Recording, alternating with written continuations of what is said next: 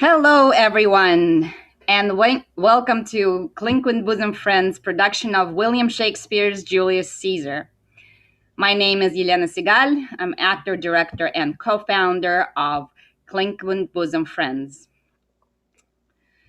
So we missed the Ides of March. They have passed, but the Ides of April are approaching, so we decided this would be a good time to do in Julius Caesar.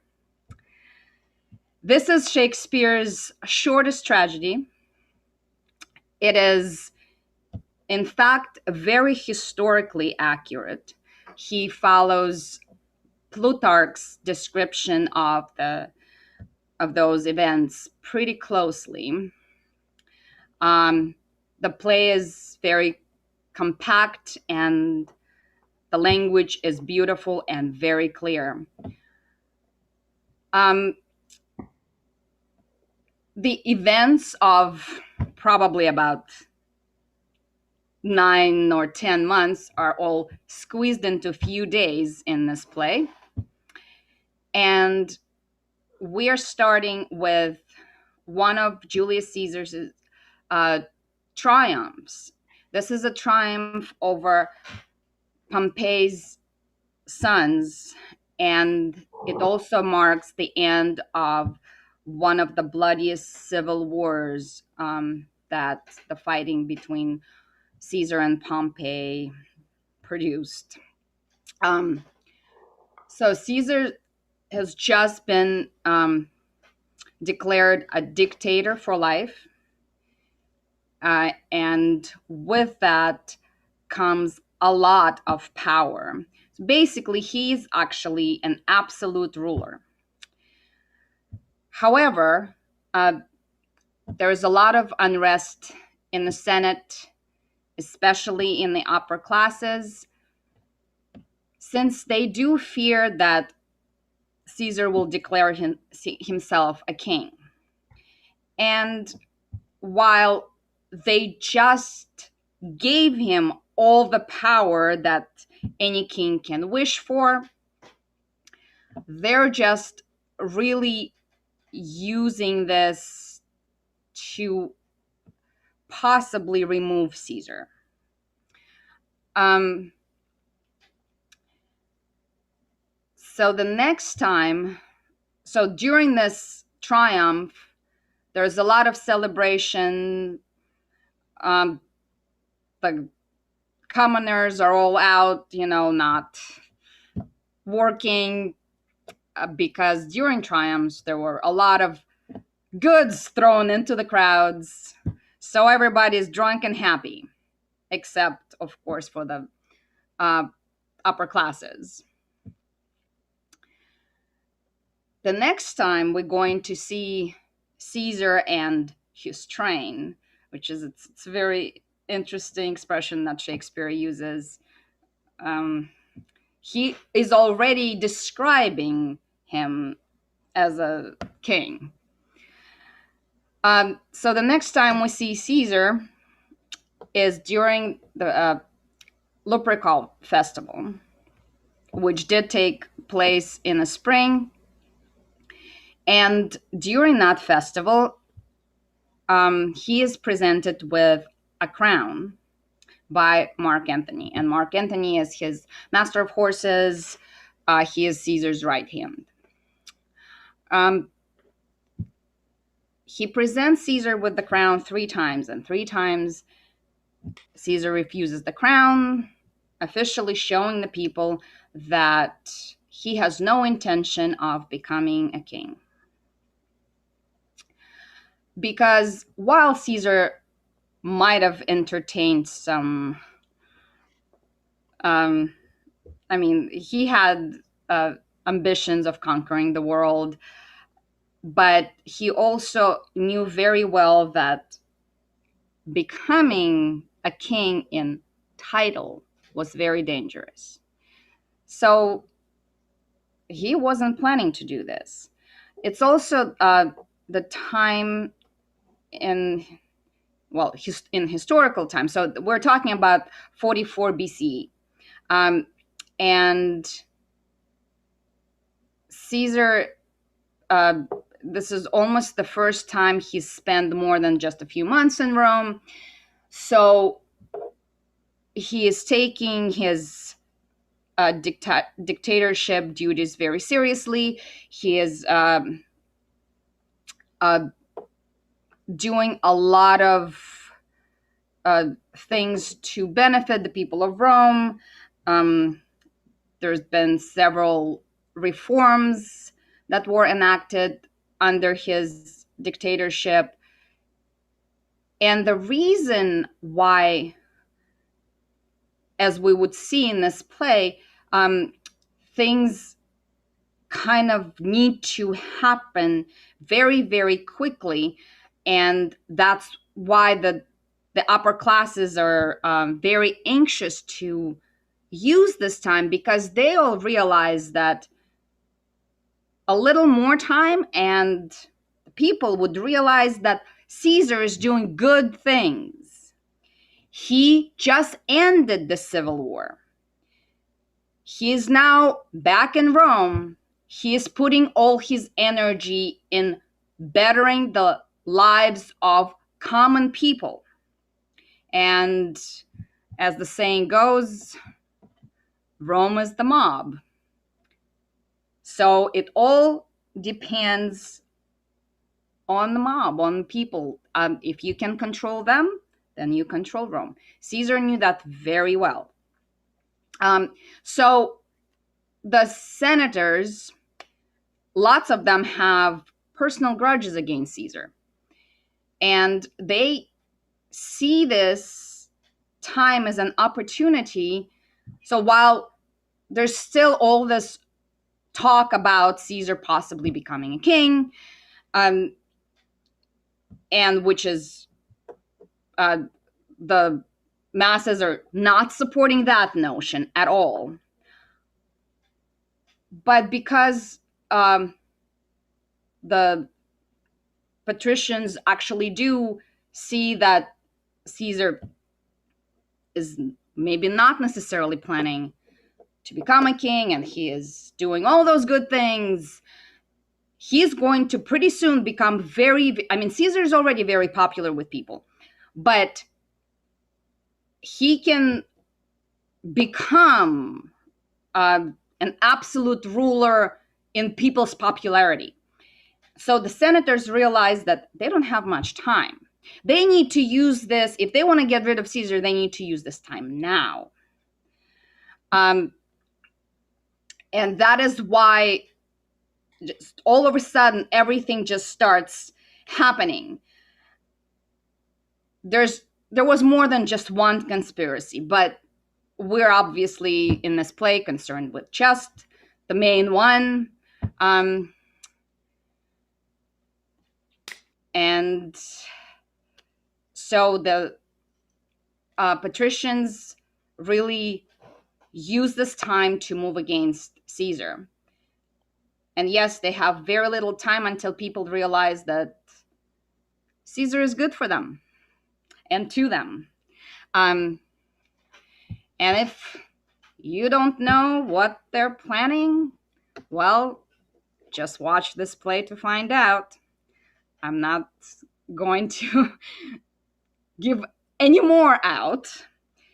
And I'm sure all our actors are very anxious and they can't wait for me to stop talking. All right, please do enjoy our production of Julius Caesar. And thank you so much for joining us tonight.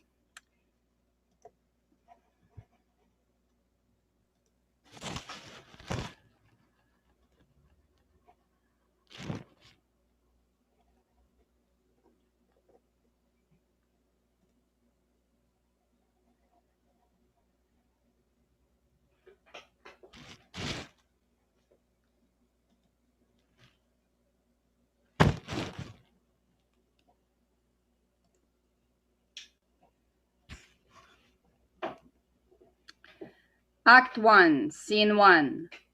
Rome, a street. Enter Flavius and Marillus and certain commoners. Hence, Home, you idle creatures, get you home. Is this a holiday? What, know you not, being mechanical, you ought not walk upon a laboring day without the sign of your profession. Speak, what trade art thou? Why, sir, a carpenter. Where is thy leather apron and thy rule? What dost thou with thy best apparel on? You, sir, what trade are you?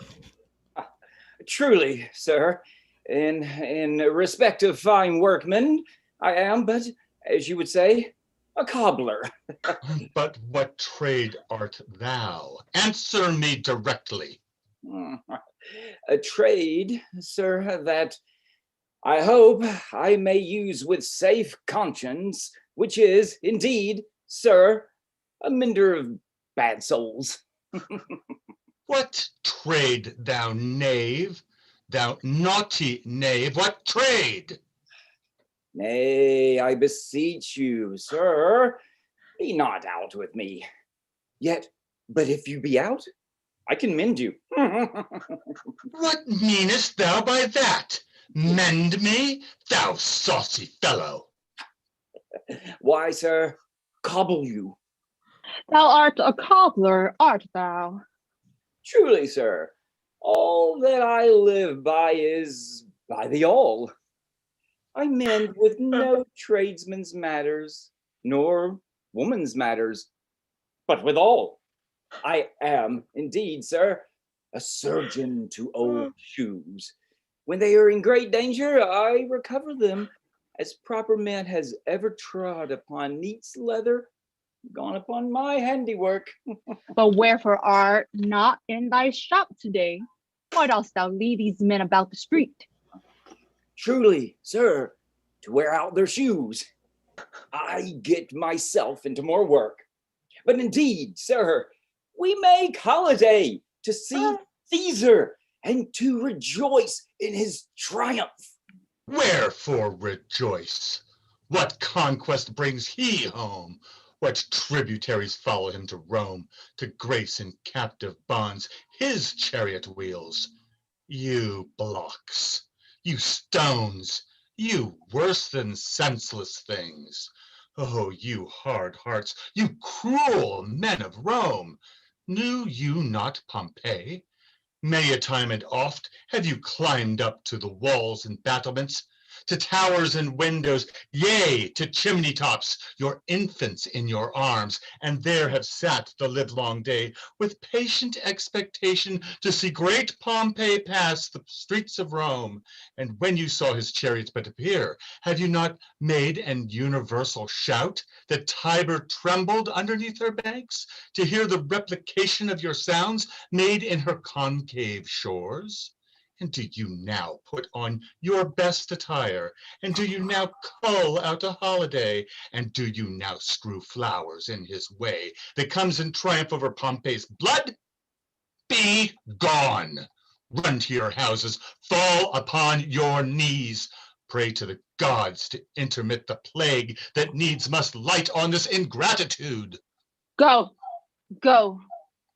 Good countrymen, and for this fault assemble all the poor men of your sort. Draw them to Tiber banks and weep your tears into the channel till the lowest stream do kiss the most exalted shores of all.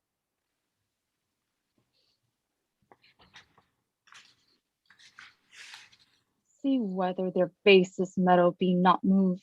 They vanish tongue-tied in their guiltiness. Go you down that way towards the Capitol. This way will I. Disrobe the images if you do find them decked with ceremonies. May we do so? You know it is the feast of Lupercal. It is no matter. Let no images of be hung with Caesar's trophies all about, and drive away the vulgar from the streets. So do you too, where you perceive them thick. These growing feathers plucked from Caesar's wing will make him fly an ordinary pitch. Who else would soar above the view of men and keep us all in servile fearfulness?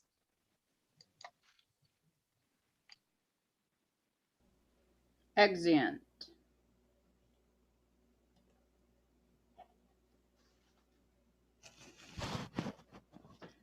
Act 1, Scene 2. Rome, a public place.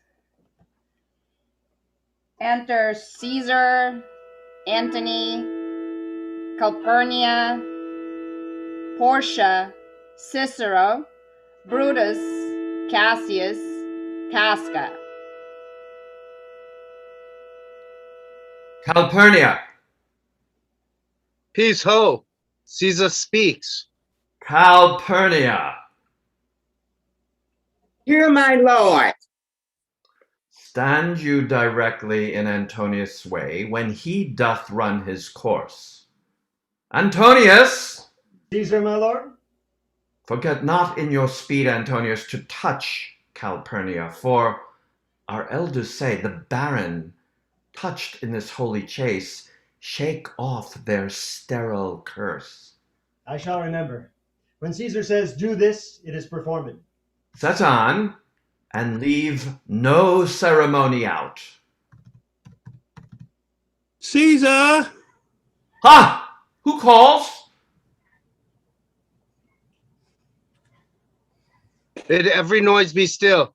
Peace, yet again. Who is it in the press that calls on me? I hear a tongue, shriller than all the music, cry, Caesar, speak. Caesar is turned to hear. Beware the Ides of March. What man is that? A soothsayer bids you beware the Ides of March. Set him before me, let me see his face. Fellow, come from the throng, look upon Caesar. What sayest thou to me now? Speak once again. Beware the Ides of March. He is a dreamer. Let us leave him pass.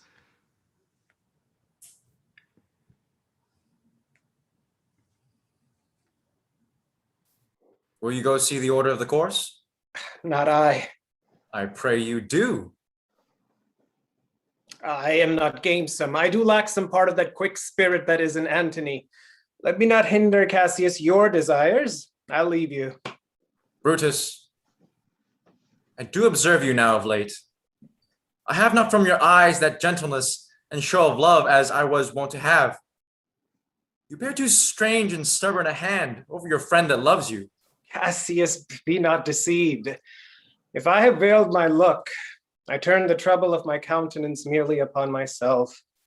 Vexed I am of late with passions of some difference, conceptions only proper to myself, which give some soil perhaps to my behaviors. But let not therefore my good friends be grieved, among which number, Cassius, be you one. Nor construe any further my neglect in that poor Brutus, with himself at war, forgets the shows of love to other men. Then, Brutus, I have much mistook your passion, by means whereof this breast of mine hath buried thoughts of great value, worthy cogitations. Tell me, good Brutus, can you see your face? No, Cassius, for the eye sees not itself, but by reflection, by some other things. 'Tis just, and it is very much lamented, Brutus, that you have no such mirrors as will turn your hidden worthiness into your eye, that you might see your shadow. I have heard, where many of the best respect in Rome, except immortal Caesar, speaking of Brutus and groaning underneath this age's yoke, have wished that noble Brutus had his eyes. What dangers would you lead me, Cassius, that you would have me seek into myself for that which is not in me? Therefore, good Brutus, be prepared to hear. And since you know you cannot see yourself so well as by reflection, I, your glass, will modestly discover to yourself that of yourself which you yet not know of. And be not jealous of me, gentle Brutus. Were I a common laugher, or did use to stale with ordinary oaths my love to every new protester, if you know that I do fawn on men and hug them hard, and after scandal them, if you know that I profess myself in banqueting to all the rout, then hold me dangerous. Means the shouting.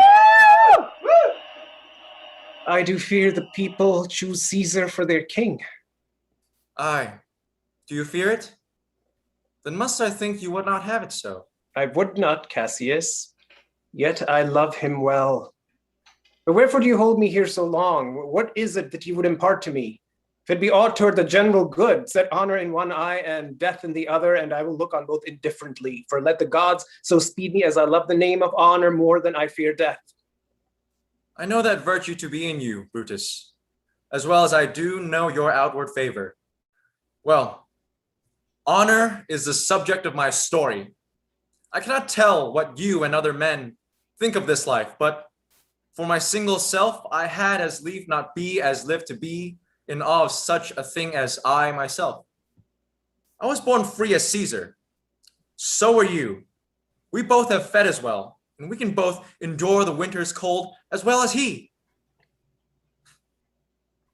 For once upon a raw and gusty day, the troubled Tiber, chafing with her shores, Caesar said to me, "Darest thou, Cassius, now leap in with me into this angry flood and swim to yonder point?" Upon the word, accoutred as I was, I plunged in and bade him follow. So indeed he did. The torrent roared, and we did buffet it with lusty sinews, throwing it aside, and stemming with it hearts of controversy. But ere we could arrive the point proposed, Caesar cried, "Help me, Cassius, or I sink!" I, as Aeneas, our great ancestor, did from the flames of Troy upon his shoulder the old Anchises bear. So from the waves of Tiber did I the tired Caesar. And this man is now become a god? And Cassius is a wretched creature and must bend his body if Caesar carelessly but nod on him? He had a fever when he was in Spain. And when the fit was on him, I did mark how he did shake. 'Tis true, this god did shake. His coward lips did from their color fly. And that same eye, who's bend off all the world, did lose his luster. I did hear him groan. Aye, and that tongue of his that bade the Romans mark him and write his speeches in their books, alas, it cried, "Give me some drink, Titinius," as a sick girl. Ye gods, it doth amaze me. A man of such a feeble temper should so get the start of the majestic world and bear the palm alone. Caesar! Caesar! Another general shout. I do believe these applauses are for some new honors that are heaped on Caesar. Why, man, he doth bestride the narrow world like a colossus, and we petty men walk under his huge legs and peep about to find ourselves dishonorable graves. Men at some time are masters of their fates. The fault, dear Brutus, is not in our stars, but in ourselves that we are underlings. Brutus and Caesar. What should be in that Caesar? Why should that name be sounded more than yours? Write them together. Yours is as fair a name. Sound them. It doth become the mouth as well. Weigh them. It is as heavy. Conjure with them. Brutus will start a spirit as soon as Caesar. Now, in the names of all the gods at once, upon what meat doth this our Caesar feed, that he has grown so great? Age, thou art shamed. Rome, thou hast lost the breed of noble bloods. When went there by an age since the great flood, but it was famed with more than with one man? When could they say till now that talked of Rome, that her wide walls encompassed but one man? Now is it Rome indeed, and room enough, when there is in it but only one man? Oh, you and I have heard our fathers say, there was a Brutus once that would have brooked the eternal devil to keep his state in Rome as easily as a king. That you do love me, I am nothing jealous. But you would work me too. I have some aim. How I have thought of this and of these times, I shall recount hereafter. For this present I would not, so with love I might entreat you, be any further moved. What you have said, I will consider. What you have to say, I will with patience hear, and find a time both meet to hear and answer such high things. Till then, my noble friend, chew upon this. Brutus had rather be a villager than to repute himself a son of Rome under these hard conditions as this time is like to lay upon us. I am glad that my weak words have struck but thus much show of fire from Brutus. The games are done. Caesar's returning. As they pass by, pluck Casca by the sleeve, and he will, after his sour fashion, tell you what hath proceeded worthy of today. I will do so, but look you, Cassius. The angry spot doth glow on Caesar's brow, and all the rest look like a chidden train. Calpurnius' cheek is pale, and Cicero looks with such ferret and such fiery eyes as we have seen him in the Capitol being crossed in conference by some senators. Casca will tell us what the matter is. Antonius! Caesar? Let me have men about me that are fat, sleek-headed men, and such as sleep o' nights. Yon Cassius has a lean and hungry look. He thinks too much. Such men are dangerous. Fear him not, Caesar. He's not dangerous. He is a noble Roman and well given. Would he were fatter. But I fear him not. Yet, if my name were liable to fear, I do not know the man I should avoid so soon as that spare Cassius. He reads much. He is a great observer, and he looks quite through the deeds of men. He loves no plays, as thou dost, Anthony. He hears no music. Seldom he smiles, and smiles in such a sort as if he mocked himself and scorned his spirit. That could be moved to smile at anything. Such men as he be never at heart's ease, while they behold a greater than themselves, and therefore are they very dangerous. I rather tell thee what is to be feared than what I fear, for always I am Caesar.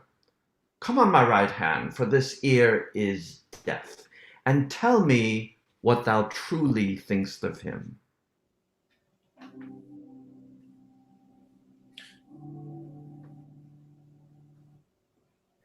You pulled me by the cloak. Would you speak with me? Aye, Casca. Tell us what had chanced today that Caesar looks so sad. Why, you were with him, were you not? I should not then ask Casca what had chanced. Why, there was a crown offered him, and being offered him, he put it by the back of his hand, thus. And then the people fell a-shouting. What was the second noise for? Why, for that too. They shouted thrice. What was the last cry for? Why, for that too. Was the crown offered thrice? Aye, Mary was it. And he put it by thrice, every time gentler than other. And at every putting by, mine honest neighbors shouted. Who offered him the crown? Why, Antony. Tell us the manner of it, gentle Casca. I can as well be hanged as tell the manner of it. It was mere foolery. Why, I did not mark it. I saw Mark Antony offer him a crown, yet 'twas not a crown neither.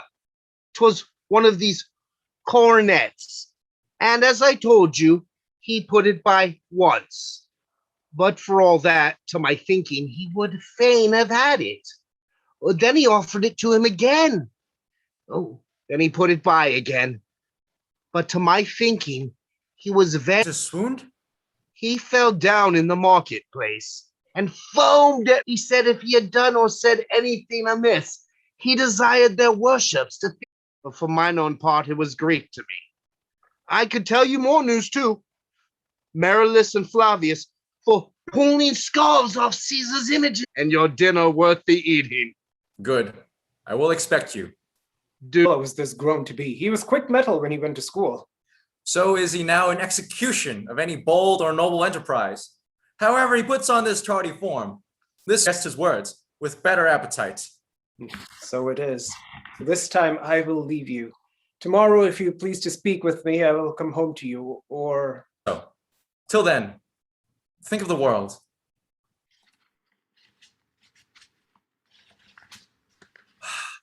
Well, Brutus, thou art noble, yet I see thy honorable metal may be wrought from that it is disposed. Therefore it is meet that noble minds keep ever with their likes. For who's so firm that cannot be seduced? Caesar doth bear me hard, but he loves Brutus. If I were Brutus now and he were Cassius, he should not humor me.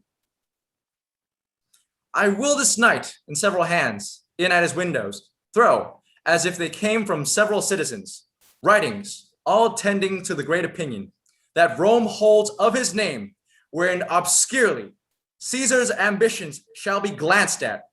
And after this, let Caesar seat him sure, for we will shake him, or worse days endure. Exit. Act 1, Scene 3. The same. A street. Enter Casca and Cicero. Good even, Casca. Brought you Caesar home? Are not you moved? When all the sway of earth shakes like a... Why stare you so? Oh, shakes like a thing unfirm. Oh, Cicero, I have seen tempests when the scolding winds have riveted the knotty oaks, and I have seen the ambitious ocean swell and rage and foam to be exalted with the threatening clouds. But never till tonight, never till now, did I go through a tempest dropping fire. Either this is a civil strife in heaven, or else the world too saucy with the gods incenses them to send destruction. Why, saw you anything more wonderful? Common slave, you know him well by sight, held up his left hand, which did flame and burn like 20 torches joined, and yet his hand, not sensible of fire, remained unscorched. Besides, I had not since put up my sword. Against the Capitol I met a lion who glared at me, and went surly by, without annoying me, and there were drawn upon a heap 100 ghastly women, transformed with their fear, who swore they saw men all in fire walk up and down the streets. And yesterday the bird of night did sit, even at noonday upon the marketplace, hooting and shrieking. When these prodigies do so conjointly meet, let not men say, these are their reasons, they are natural. For I believe they are portentous things unto the climate that they point upon. Indeed, it is a strange disposed time, but men may construe things after their fashion, clean from the purpose of the things themselves. Comes Caesar to the Capitol tomorrow? He doth, for he did bid Antonius send word to you he would be there tomorrow. Good night then, Casca. This disturbed sky is not to walk in.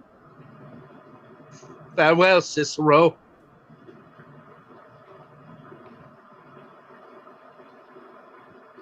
Who's there? Oh, Roman. Casca, by your voice. Your ear is good, Cassius. What night is this? Very pleasing night to honest men. Whoever knew the heavens menace so? Those that have known the earth so full of faults, for my part I have walked about the streets, submitting me unto the perilous night, and thus, unbraced, Casca as you see, have bared my bosom to the thunderstone, and when the cross-brew lightning seemed to open, the breast of heaven I did present myself, even in the aim of the very flash of it. But wherefore did you so much tempt the heavens? It is the part of men to fear and tremble. when the most mighty gods by token send such dreadful heralds to astonish us? You are dull, Casca. And those sparks of life that should be in a Roman you do want, or else you use not. You look pale and gaze, and put on fear and cast yourself in wonder, to see the strange impatience of the heavens. But if you would consider the true cause, why all these fires? Why all these gliding ghosts? Why birds and beasts from quality and kind?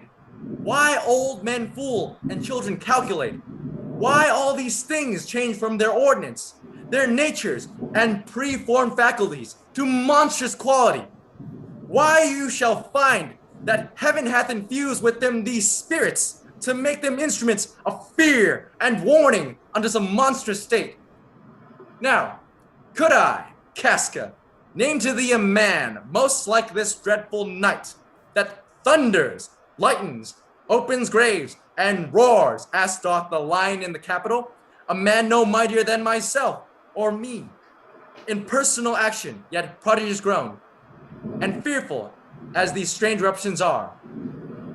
Oh, 'tis Caesar that you mean, is it not, Cassius? Let it be who it is, for Romans now have thews and limbs like to their ancestors. But woe the while, our fathers' minds are dead, and we are governed with our mother's spirits. Our yoke and sufferance show us womanish. Indeed, they say the senators tomorrow mean to establish Caesar as a king. He shall wear his crown by sea and land in every place, save here in Italy. I know where I will wear this dagger then. Cassius from bondage will deliver Cassius. Therein, ye gods, you make the weak most strong. Therein, ye gods, you tyrants do defeat. Nor stony tower, nor walls of beaten brass, nor airless dungeon, nor strong links of iron can be retentive to the strength of spirit. But life, being wary of these worldly bars, never lacks power to dismiss itself. If I know this, know all the world besides, that part of tyranny that I do bear, I can shake off at pleasure. So can I. So every bondman in his own hand bears. Oh, the power to cancel his captivity. And why should Caesar be a tyrant then? Poor man. I know he not be a wolf, but that he sees the Romans are but sheep. You were no lion, were not Roman hinds. Those that with haste will make a mighty fire. Begin it with weak straws. What trash is Rome? What rubbish and what offal, when it serves for the base matter to illuminate so vile a thing as Caesar. But oh grief, where hast thou led me? I perhaps speak this before a willing bondman, then I know my answer must be made. But I am armed, and dangers are to me indifferent. You speak to Casca, and to such a man that is no fleering telltale. Hold my hand. Be factious for redress of all these griefs, and I will set this foot of mine as far as who goes farthest. There's a bargain made. Now, know you, Casca, I have moved already some certain of the noblest minded Romans to undergo with me an enterprise of honorable, dangerous consequence. And I do know by this they stay for me in Pompey's porch. For now, this fearful night, there is no stir or walking in the streets, and the complexion of the element in favors like the work we have in hand, most bloody, fiery, and most terrible. Stand close a while, for here comes one in haste. 'Tis Cinna. I do know him by his gait. He is a friend. Cinna, where haste you so? To find out you. Who's that? Metellus Cimber? No, it is Casca, when in corporate, to our in attempts. Am I not stayed for, Casca? Oh, I am glad on it. What a fearful night is this? There's 2 or 3 of us have seen strange sights. Am I not stayed for? Tell me. Yes, you are. Oh, Cassius, if you could but win the noble Brutus to our cause. Be you content, good Cinna. Take this paper and look you lay it on the praetor's chair, where Brutus may but find it, and throw this in at his window. Set this up with wax upon old Brutus' statue. All this done, repair to Pompey's porch, where you shall find us. Is Decius Brutus and Trebonius there?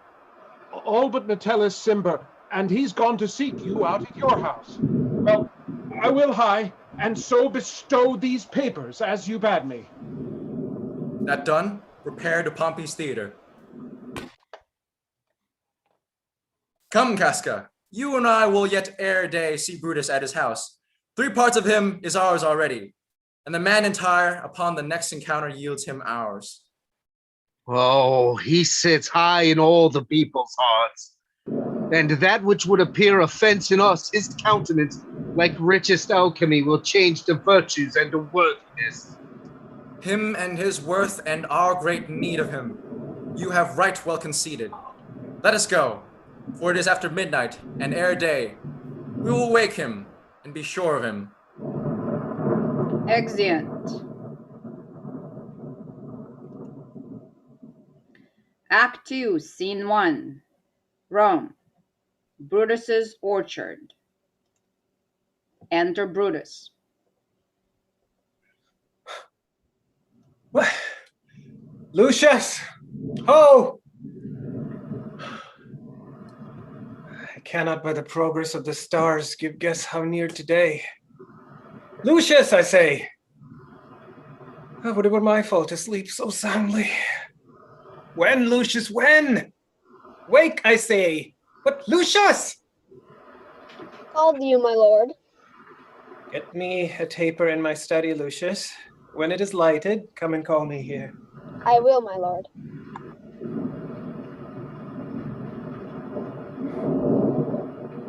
It must be by his death.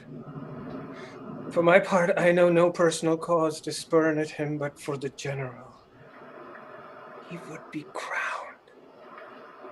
How that might change his nature, there's the question. It is the bright day that brings forth the adder, and that craves wary walking. Crown him that, then I grant, we put a sting in him that at his wish he may do danger with. The abuse of greatness is when it disjoins remorse from power, and to speak truth of Caesar, I have not known when his affections weighed more than his reason, but 'tis a common proof that lowliness is young ambition's ladder, whereto the climber upward turns his face. When he once attains the utmost round, then unto the ladder turns his back, looks in the clouds, scorning the base degrees by which he did ascend. So Caesar may, lest he may, prevent.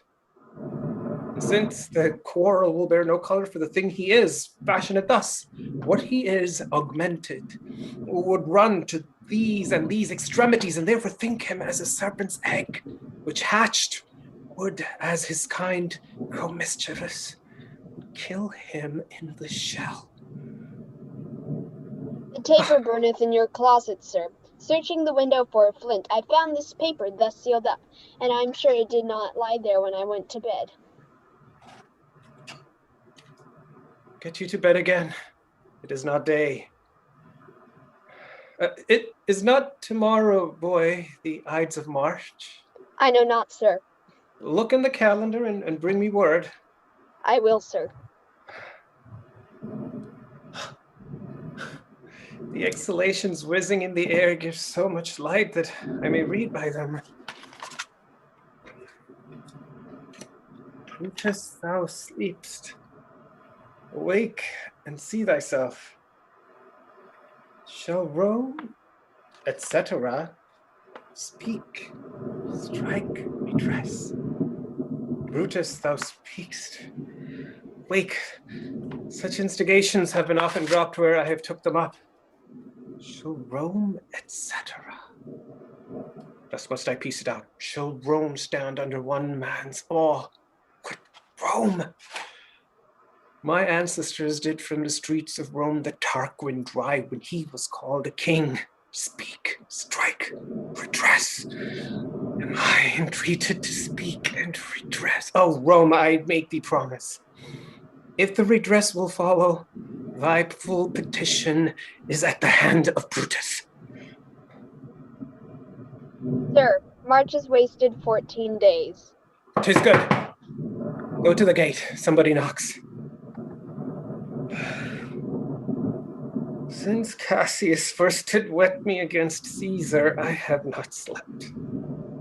Between the acting of a dreadful thing and the first motion, while the interim is like a phantasma or a hideous dream. The genius and the mortal instruments are then in council, and the state of man, like to a little kingdom, suffers then the nature of an insurrection. Sir, 'tis your brother Cassius at the door, who doth desire to see you. Is he alone? No, sir, there are more with him. Do you know them? No, sir, their hats are plucked about their ears, and half their faces are buried in their cloaks, that by no means I may discover them by any mark of favor. Let them enter. They are the faction. Conspiracy. Shamest thou to show thy dangerous brow by night, when evils are most free? Oh, then by day where wilt thou find a cavern dark enough to mask thy monstrous visage? Seek none conspiracy, hide it in smiles and affability, for if thou path thy native semblance on, not Erebus itself were dim enough to hide thee from prevention. Think we are too bold upon your rest. Good morrow, Brutus. Do we trouble you? I have been up this hour awake all night. Know I these men that come along with you? Yes, every man of them, and no man here but honors you, and every one doth wish that you had that opinion of yourself, which every noble Roman bears of you. This is Trebonius. He is welcome hither. This, Decius Brutus. He is welcome too. This, Casca. This, Cinna. And this, Metellus Cimber. They are all welcome. What watchful cares do interpose themselves betwixt your eyes and night? Shall I entreat a word? Here lies the east. Does not the day break here? No. Oh, pardon, sir, it doth, and yon grey lines that fret the clouds are messengers of day. You shall confess that you are both deceived. Here, as I point my sword, the sun arises, which is a great way growing on the south, way in the youthful season of the year. Some 2 months hence, up higher towards the north, he first presents his fire, and the high east stands as the capital directly here. Give me your hands, all over one by one.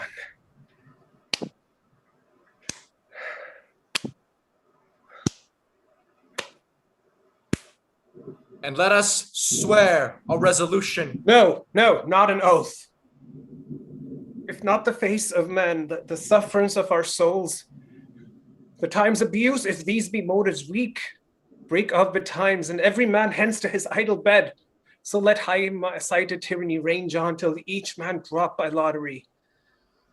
But if these, as I am sure they do, bear fire enough to kindle cowards and to steal with valor the melting spirits of women, then, countrymen, what need we any spur but our own cause to prick us to redress?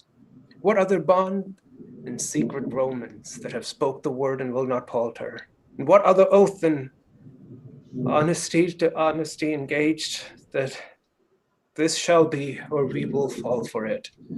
Swear priests and cowards and men cauteless, old feeble carrions and such suffering souls that welcome wrongs. Unto bad causes swear such creatures as men doubt, but do not stain the even virtue of our enterprise, nor the insuppressive metal of our spirit, to think that or our cause or our performance did need an oath, when every drop of blood that every Roman bears, and nobly bears, is guilty of a several bastardy. If he do break the smallest particle of any promise that had passed from him. But what of Cicero? Shall we sound him? I think he will stand very strong with us. Let us not leave him out. No, by no means. Oh, let us have him, for his silver hairs will purchase us a good opinion, and by men's voices to commend our deeds. It shall be said his judgment ruled our hands. Our youth and wildness shall no whit appear, but all be buried in his gravity. No, name him not. Let us not break with him, for he will never follow anything that other men begin. Then leave him out. Indeed, he is not fit. Shall no man else be touched, but only Caesar? Decius, well urged. I think it is not meet. Mark Antony, so well beloved of Caesar, should outlive Caesar. We shall find of him a shrewd contriver, and you know his means. If he improve them, may well stretch so far as to annoy us all, which to prevent, let Antony and Caesar fall together. Our cause will seem too bloody, Caius Cassius, to cut the head off and then hack the limbs, like wrath and death and envy afterwards. For Antony is but a limb of Caesar. Let us be sacrificers, but not butchers, Caius. We all stand up against the spirit of Caesar, and in the spirit of men there is no blood. That we could come by Caesar's spirit and not dismember Caesar, but alas, Caesar must bleed for it. Gentle friends, let's kill him boldly, but not wrathfully. Let's carve him as a dish fit for the gods, not hew him as a carcass fit for hounds. And let our hearts, as subtle masters do, stir up their servants to an active rage, and after seem to chide him. This shall make our purpose necessary and not envious, which so appearing to the common men, we shall be called purgers, not murderers. And from Mark Antony, let us not think of him, for he can do no more harm than Caesar's arm when Caesar's head is off. Yet I fear him. For in the engrafted love he bears to Caesar. Less good Cassius, do not think of him. If he loves Caesar, all that he can do is to himself take thought and die for Caesar. And that were much he should, for he is given to sport, to wildness, and much company. Oh, Trebonius, I hear thee not, Trebonius. There is no fear in him. Let him not die, for he will live and laugh at this hereafter. 'Tis time to part. But it is doubtful yet whether Caesar will come forth today or no, for he is superstitious grown of late, quite from the main opinion he held once, of fantasy, of dreams and ceremonies. May be these apparent prodigies, the unaccustomed terrors of the night, and the persuasion of his augurers may hold him from the Capitol today. Never fear that. If he be so resolved, I can o'ersway him, for he loves to hear that unicorns may be betrayed with trees, and bears with glasses, elephants with holes, lions with toils, and men with flatterers. But when I tell him he hates flatterers, he says he does, being then the most flattered. Let me work, for I can give his humor the true bent, and I will bring him to the Capitol. Nay, we will all of us be there to fetch him. By the 8th hour, is that the uttermost? Be that the uttermost, and fail not then.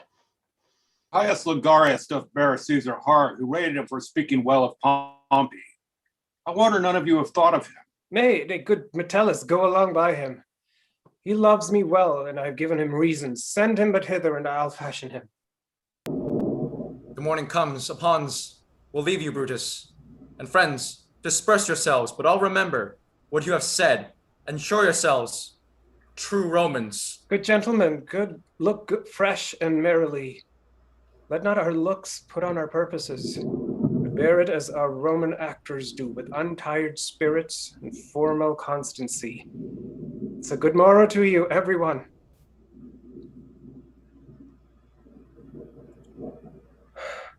Boy, Lucius, fast asleep. It is no matter. Enjoy the honey-heavy dew of slumber. Thou hast no figures nor no fantasies which busy cares draws in the brains of men. Therefore thou sleepst so sound. Brutus, my lord. Portia, what mean you? Wherefore rise you now? It is not for your health thus to commit your weak condition to the raw, cold morning. Nor for yours neither. You've ungently, Brutus, stole from my bed, and yesternight at supper you suddenly arose and walked about, musing and sighing with your arms across. And when I asked you what the matter was, you stared upon me with ungentle looks. I urged you further, then you scratched your head and too impatiently stamped with your foot. Yet I insisted, yet you answered not, but with an angry wafture of your hand gave sign for me to leave you. So I did, fearing to strengthen that impatience, which seemed too much enkindled, and withal hoping it was but an effect of humor, which sometime hath his hour in every man. It will not let you eat, nor talk, nor sleep, and could it work so much upon your shape as it has much prevailed on your condition? I should not know you, Brutus.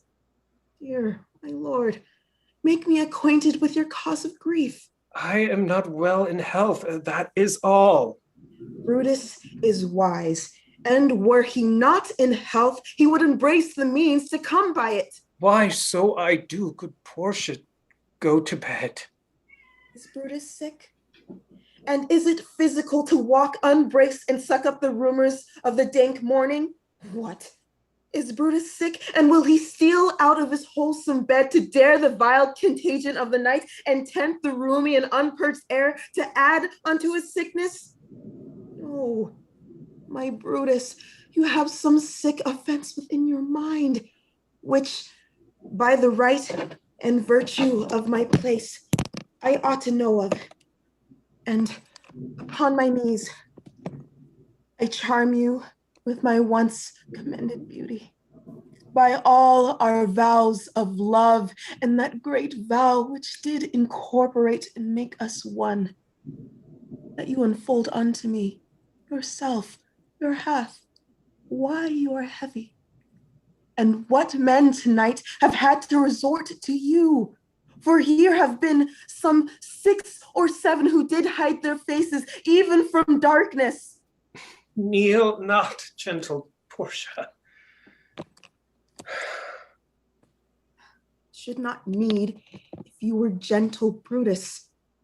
Within the bond of marriage, tell me, Brutus, is it expected I should know no secrets that appertain to you? Am I yourself, but as it were, in sort or limitation to keep with you at meals, comfort your bed, and talk to you sometimes? Dwell I but in the suburbs of your good pleasure? If it be no more, Portia is Brutus's harlot, not his wife. You are my true and honorable wife, as dear to me as are the ruddy drops that visit my sad heart. If this were true, then I should know this secret. I grant I am a woman, but withal, a woman that Lord Brutus took to wife. I grant I am a woman, but withal, a woman well reputed, Cato's daughter. Think you I am no stronger than myself, my sex, being so fathered and so husband? Tell me your counsels. I will not disclose them. I have made strong proof of my constancy, giving myself this voluntary wound here in the thigh. Can I bear that with patience? Not my husband's secrets. Oh, ye gods, render me worthy of this noble wife. One knocks. Portia, go in a while. By and by, thy bosom shall partake the secrets of my heart. All my engagements I will construe to thee, all the charactery of my sad brows. Leave me with haste. Lucius? Who knocks? He is the sick man that would speak with you. Caius Ligarius did Metellus speak of. Boy, stand aside. Caius Ligarius, how? Vouchsafe good morrow from a feeble tongue. Oh, what a time have you chose out, brave Caius, to wear a kerchief. Would you were not sick? I am not sick. If Brutus have in hand any exploit worthy the name of honor. Such an exploit have I in hand, Ligarius. Had you an healthful ear to hear of it? By all the gods that Romans bow before, I here discard my sickness. Soul of Rome, brave son, derived from honorable loins, thou, like an exorcist, have conjured up my mortified spirit. Now bid me run, and I will strive with things impossible, yea, get the better of them. What's to do? A piece of work that will make sick men whole. But are not some whole that we must make sick? That must we also. What it is, my Caius, I shall unfold to thee as we are going to whom it must be done. Sit on your foot, and with a heart new, fired, I follow you. To do I know not what, but it sufficeth that Brutus leads me on. Follow me then. Exeunt. Act 2, Scene 2. Caesar's house. Enter Caesar. Nor heaven nor earth have been at peace tonight. Thrice hath Calpurnia in her sleep cried out, "Help! Ho! They murder Caesar!" Who's within?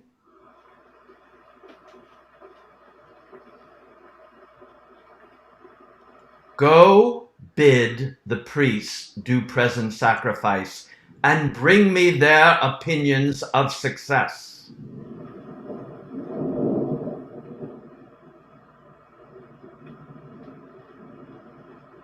Calpurnia, I hear you not. What mean you, Caesar? Thank you to walk forth. You shall not stir out of your house today. Caesar shall forth. The things that threaten me ne'er looked but on my back. When they shall see the face of Caesar, they are vanished. Caesar, I never stood on ceremonies, yet now they fight me. There is one within besides the things we have heard and seen. We count most horrible sights, scenes by the watch. A loudness has swept the streets, and graves have yawned, and yield up the dead. Fear vices, warriors fight up on the clouds, in ranch, and squadrons and right forms of war, which dithers blood up on the Capitol. The noise of bells hurls in the air. Horses did nigh, and dying men did groan, and ghosts did shriek and squeal about the streets. Oh, Caesar, these things are beyond our use, and I do fear them. What can be avoided, whose end is purposed by the mighty gods? Yet Caesar shall go forth, for these predictions are to the world in general as to Caesar. When beggars die, there are no comets seen.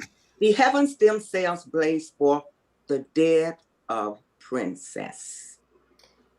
Cowards die many times before their deaths. The valiant never taste of death but once.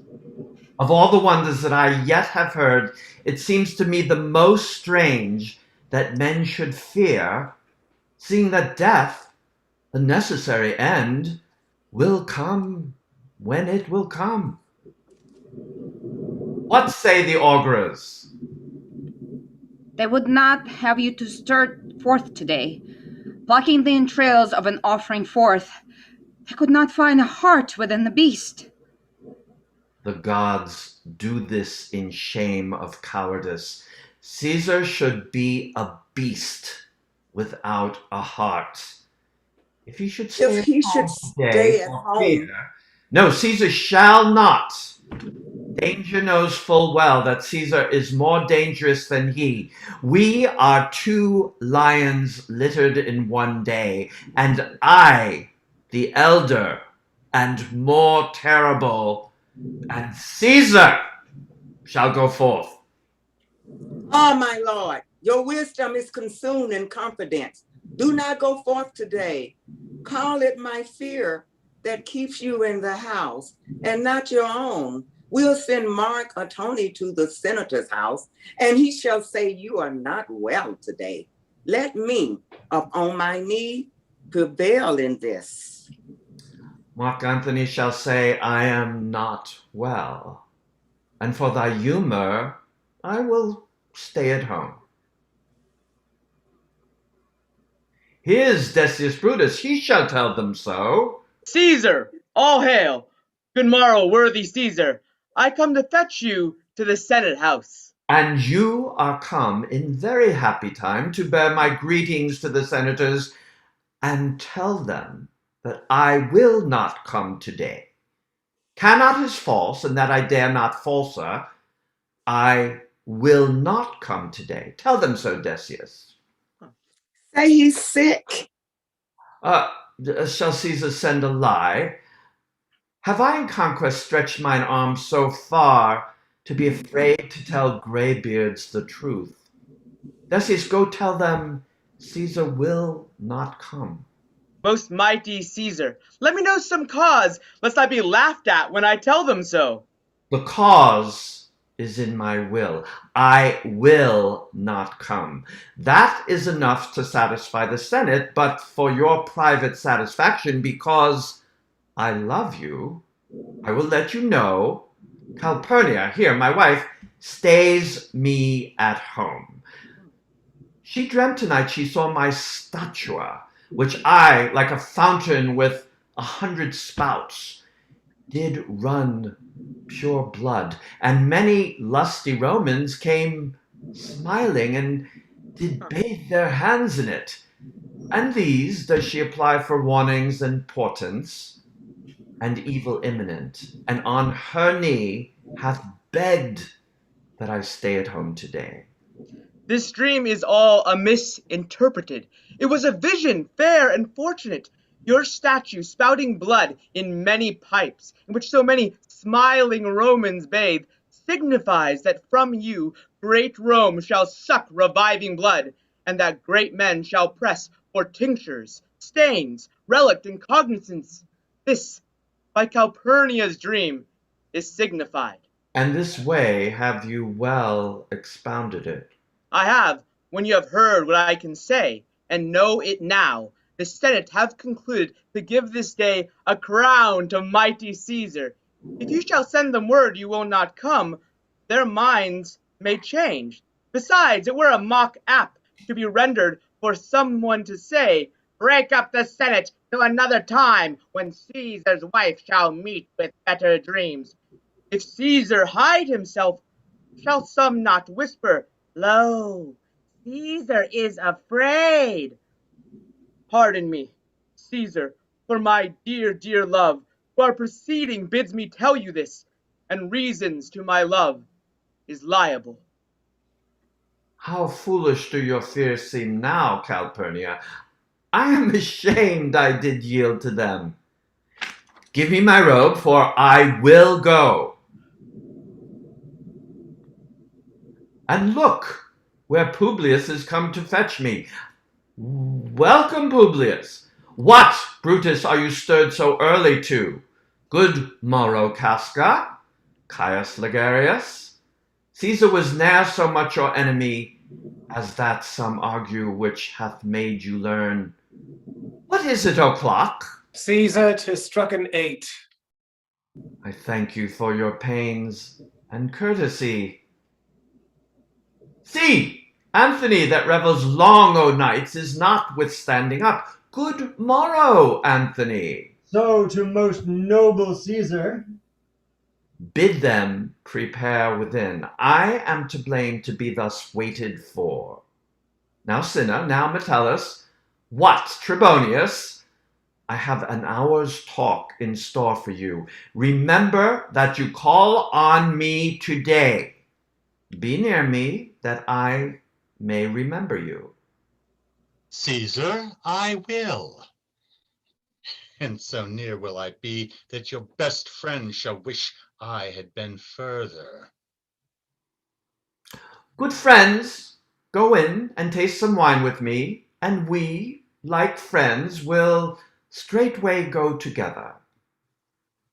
That every like is not the same, O Caesar, the heart of Brutus yearns to think upon. Exeunt.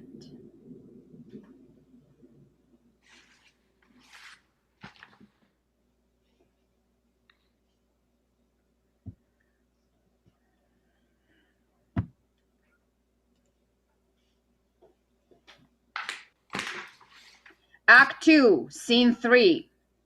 A street near the Capitol. Enter Artemidorus.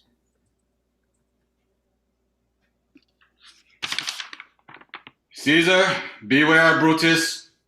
Take heed of Cassius. Come not near Casca. Have an eye to Cinna. Trust not Trebonius. Mark well Metellus Cimber. Decius Brutus loves thee not. Thou hast wronged Caius Legatius. There is but one mind in all these men, and it is bent against Caesar. If thou beest not immortal, look about you. Security gives way to conspiracy. The mighty gods defend thee, thy lover, Artemidorus. Here I stand till Caesar pass along, and as a suitor will I give him this, my heart's lament, that virtue cannot live out of the teeth of emulation. If thou readest this, O Caesar, thou mayest live. If not, the fate with traitors do contrive. Exit.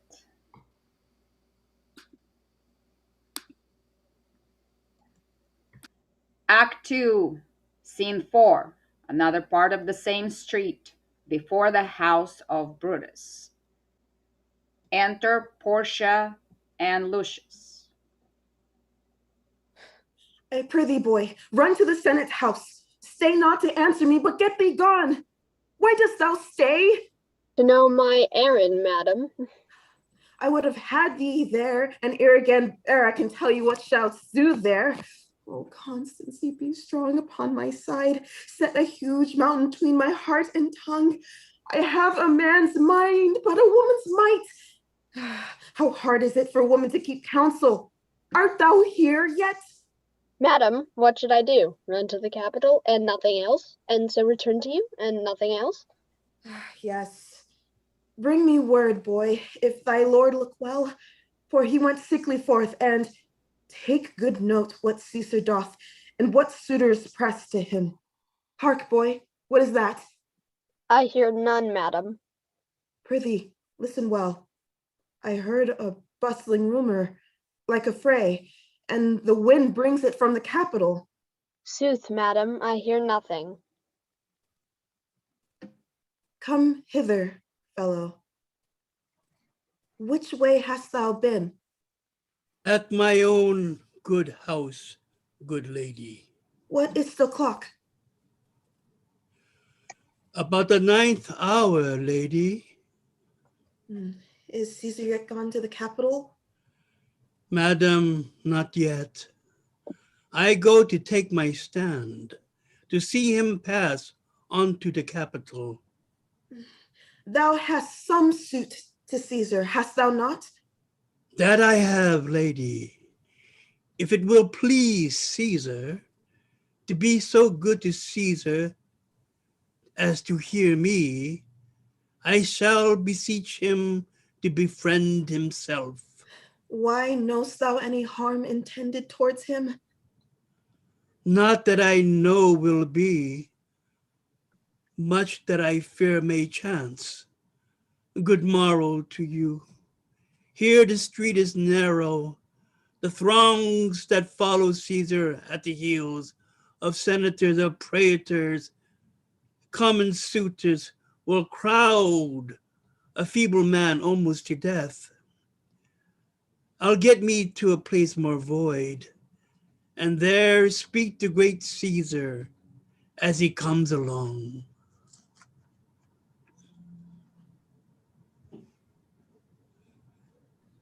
I must go in. Ay me, how weak a thing the heart of a woman is.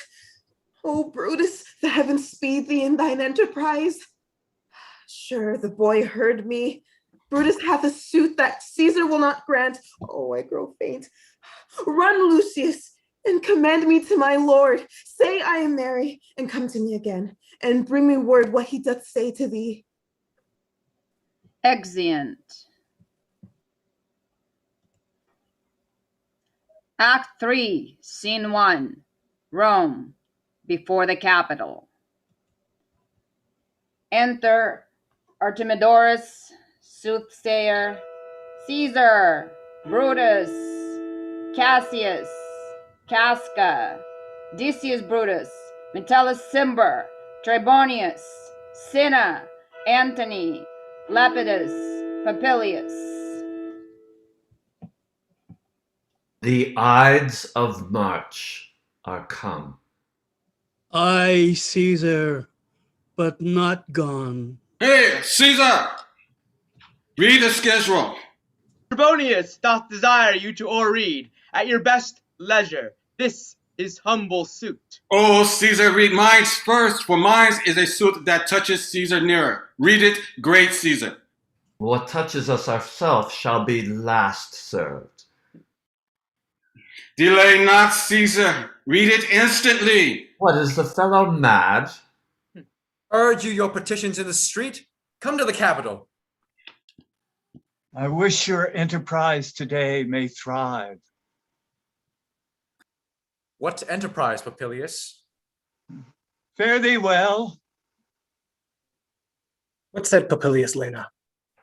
He wished today our enterprise might thrive. I fear our purpose is discovered. Look how he makes to Caesar mark him.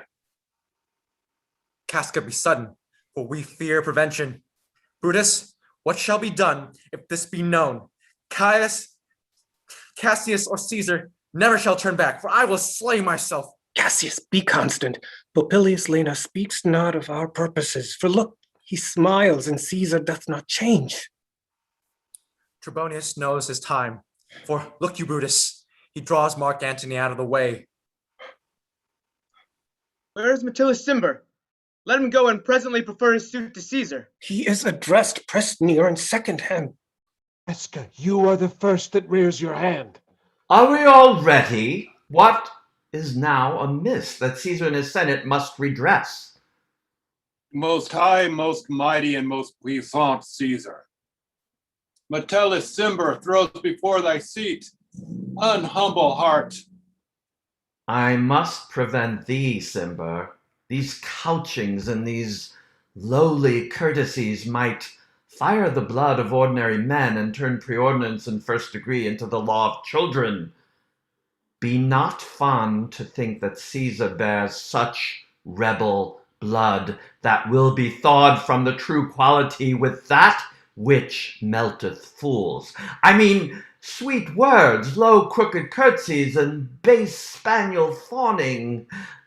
Thy brother by decree is banished. If thou dost bend and pray and fawn for him, I spurn thee like a cur out of my way.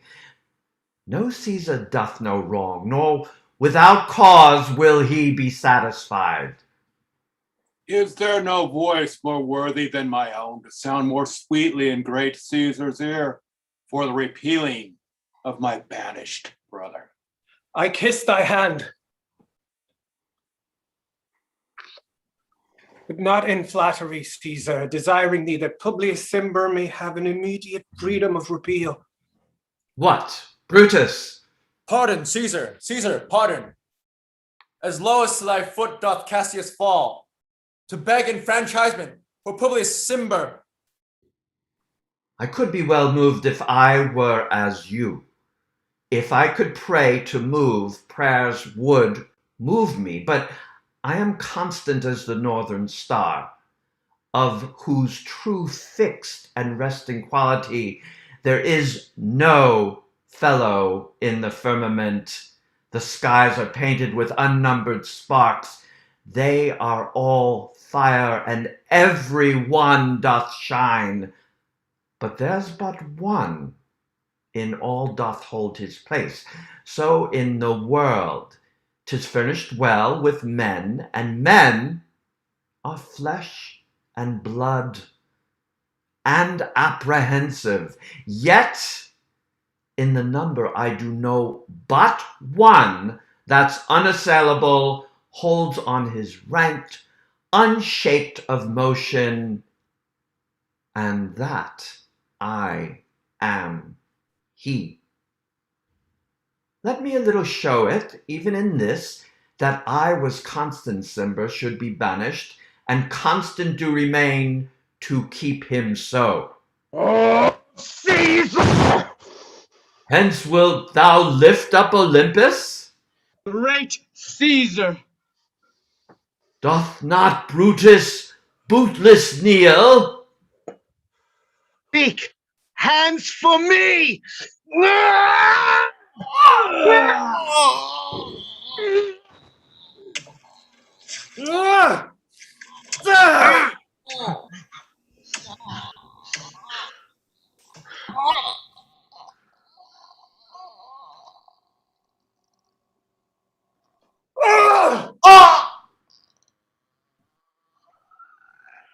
Et tu, Brute?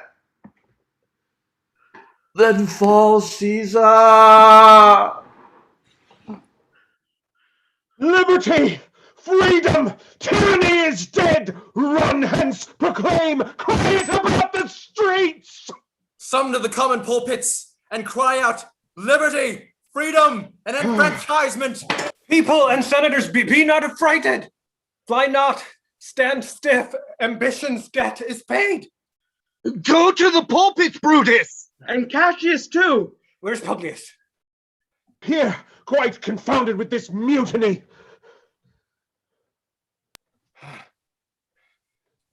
Stand fast together. Talk not of standing. Publius, good cheer. There is no harm intended to your person, nor to no Roman else.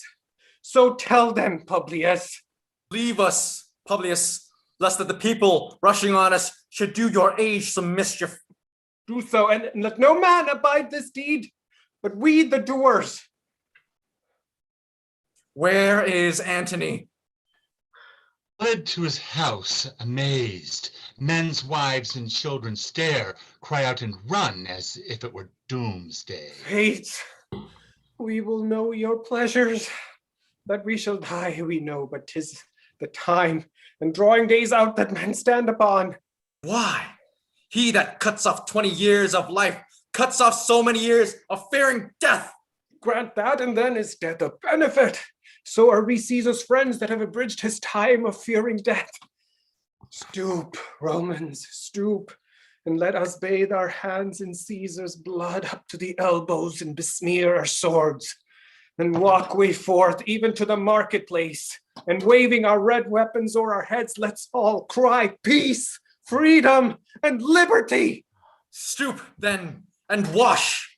How many ages hence shall this our lofty scene be acted over in states unborn and accents yet unknown? How many times shall Caesar bleed in sport that now on Pompey's basis lies along no worthier than the dust?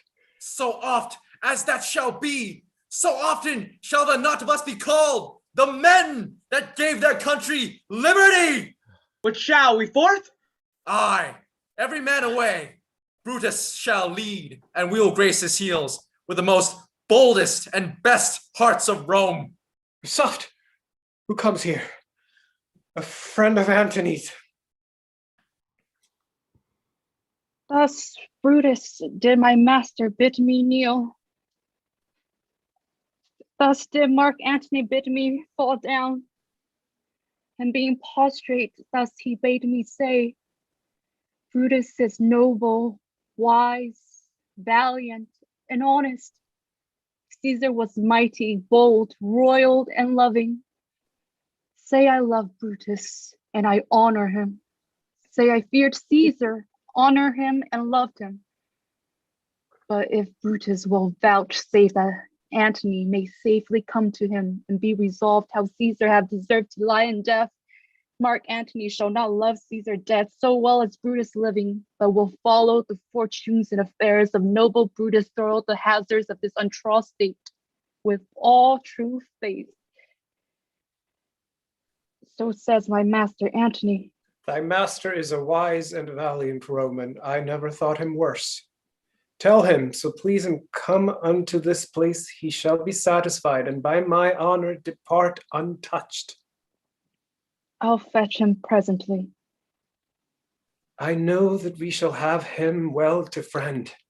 I wish we may, but yet I have a mind that fears him much, and my misgiving still falls truly to that purpose. But here comes Antony.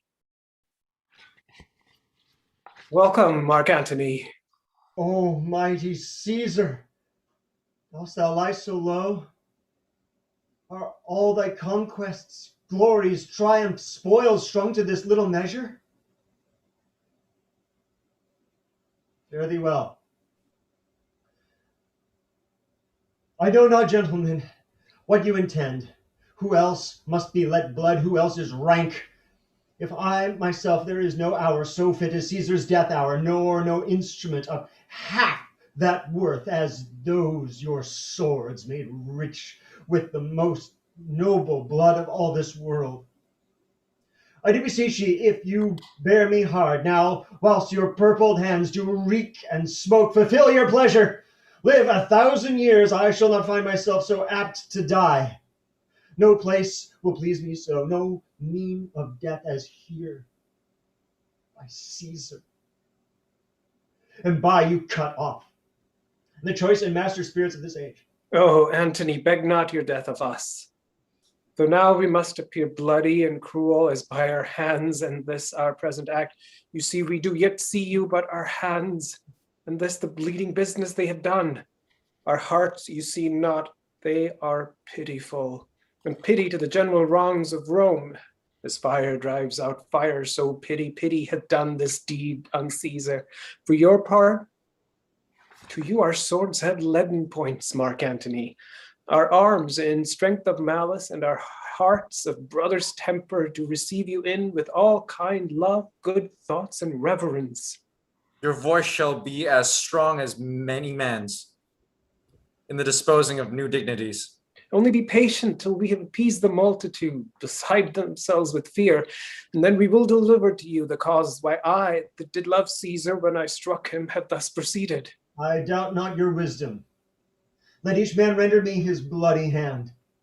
First, Marcus Brutus, I will shake with you. Next, Caius Cassius, I do take your hand. Now, Decius Brutus, yours. Now yours, Metellus, yours, Cinna, and my valiant Casca, yours. Last, though not last in love, yours, good Trebonius. Gentlemen all, alas, what shall I say?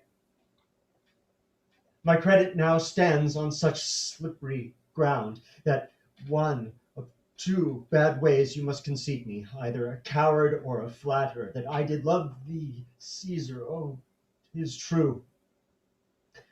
If then thy spirit look upon us now, shall it not grieve thee dearer than thy death, to see thee, thy Antony, making his peace, shaking the bloody fingers of thy foes?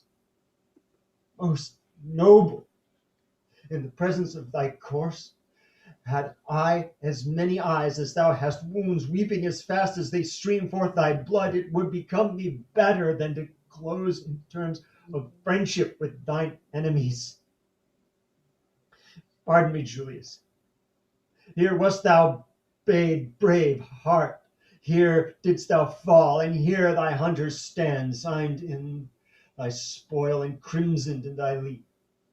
O world, thou wast the forest to this heart, and this indeed, O world, the heart of thee. How like a deer strucken by many princes dost thou here lie. Mark Antony. Pardon me, Caius Cassius. The enemies of Caesar shall say this. Then, in a friend, it is cold modesty. I blame you not for praising Caesar so. But what compact mean you to have with us? Will you be pricked in number of your friends? Or shall we on and not depend on you?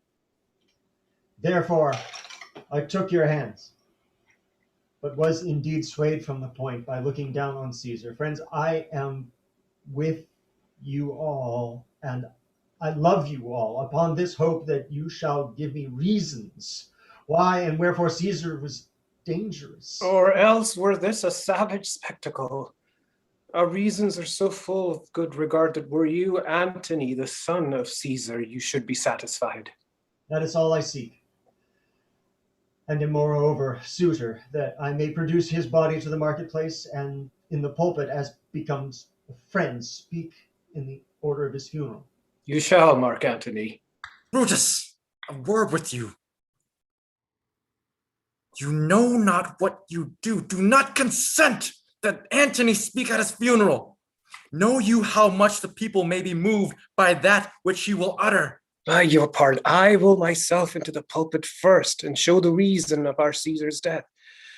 What Antony shall speak, I will protest he speaks by leave and by permission, and that we are contented Caesar shall have all true rights and lawful ceremonies. It shall advantage more than do us wrong.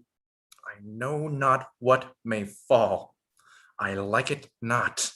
Mark Antony, here, take you Caesar's body.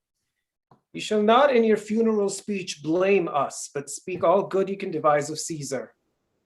And say you do it by our permission, else shall you not have any hand at all about his funeral. And you shall speak in the same pulpit whereto I am going, after my speech is ended. Be it so, I do desire no more. Prepare the body then and follow us.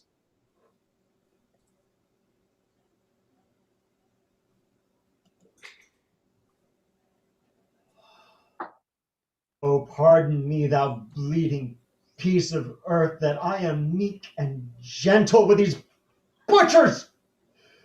Thou art the ruins of the most noblest man that ever lived on the tide of times. Woe to the hand that shed this costly blood. Over thy wounds now I do prophesy, which like dumb mouths I do ope their ruby lips to beg the voice and utterance of my tongue. A curse shall light upon the limbs of men, domestic fury and fierce civil strife shall cumber all the parts of Italy. Blood and destruction shall so be in use, and dreadful objects so familiar that mothers shall but smile when they behold their infants quartered with the hands of war. All pity choked with custom of fell deeds, and Caesar's spirit ranging for revenge with 80 by his side come hot from hell, shall in these confines with a monarch's voice cry havoc, and let slip the dogs of war, that this foul deed shall smell above the earth with carrion men groaning for burial. You serve Octavius Caesar, do you not? I do, Mark Antony. Caesar did right for him to come to Rome. You may receive his letters and is coming and bid me to say to you by word of mouth. Oh, Caesar! Thy heart is big. Get thee apart and weep. Passion I see is catching, for thine eyes are seeing those beads of sorrow stand, and thine begin to water. He lies tonight. He lies tonight within 7 leagues of Rome. Post back with speed, and tell him what hath chanced. Here is a mourning Rome, a dangerous Rome, no Rome of safety for Octavius yet. Hie hence and tell him so, yet stay a while. Thou shalt not back till I have borne this corpse into the marketplace. There shall I try in my oration how the people take the cruel issue of these bloody men, according to the which thou shalt discourse to young Octavius the state of things. Lend me your hand. Exeunt.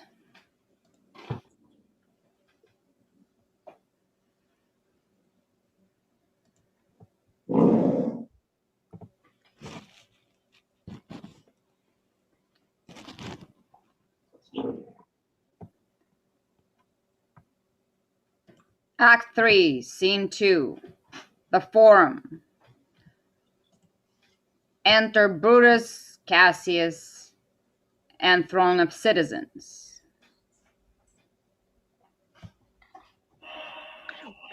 We will be satisfied. Let us be satisfied. Follow me and give me audience, Let friends. us be satisfied. Cassius, go you into the other street and part the numbers. Those that will hear me speak, let him stay here. Those that will follow Cassius, go with him. And public reason shall be rendered of Caesar's death. I will hear Brutus speak. I will hear Cassius and compare their reasons when severely we hear them rendered. The noble Brutus has ascended. Silence! Be patient till the last. Romans, countrymen, and lovers, hear me for my cause, and be silent that you may hear. Believe me for mine honor, and have respect to mine honor that you may believe. Censure me in your wisdom, and awake your senses that you may the better judge. If there be any in this assembly, any dear friend of Caesar's, to him I say that Brutus' love to Caesar was no less than his.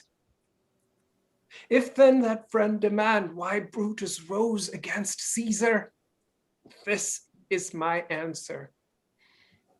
Not that I loved Caesar less, but that I loved Rome more. Had you rather Caesar were living and die all slaves, or that Caesar were dead to live all free men? As Caesar loved me, I weep for him. As he was fortunate, I rejoice at it. As he was valiant, I honor him. But as he was ambitious, I slew him. There is tears for his love, joy for his fortune, honor for his valor, and death for his ambition. Who is here so base that would be a bondman? If any speak, for him have I offended. Who is here so rude that would not be a Roman? If any speak, for him have I offended. Who is here so vile that will not love his country? If any speak, for him have I offended. I pause for a reply. None. None, Brutus, none. Then none have I offended. I have done no more to Caesar than you shall do to Brutus. The question of his death is enrolled in the Capitol. His glory not extenuated wherein he was worthy, nor his offenses enforced for which he suffered death. Here comes his body, mourned by Mark Antony, who though he had no hand in his death shall receive the benefit of his dying, a place in the commonwealth as rich of you shall not. With this I depart, that as I slew my best lover in the good for the good of Rome, I have the same dagger for myself when it shall please my country to need my death. Live, Brutus! Live! Live!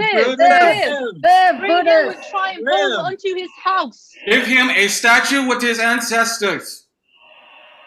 Let him be Caesar.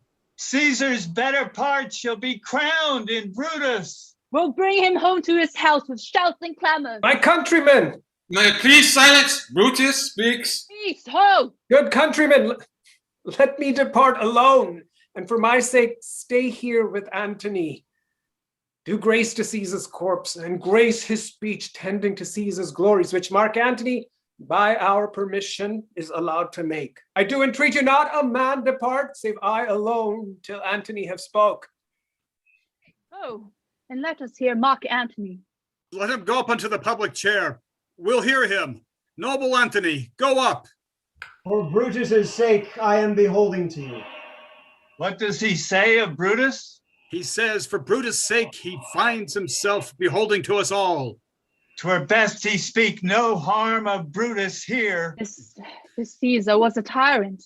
Nay, that's certain. We are blessed that Rome is rid of him. Peace! Let us hear what Antony can say. You gentle Romans. Peace, Peace, let us hear Peace, him. hold. Let him hear. Friends, Romans, countrymen, lend me your ears.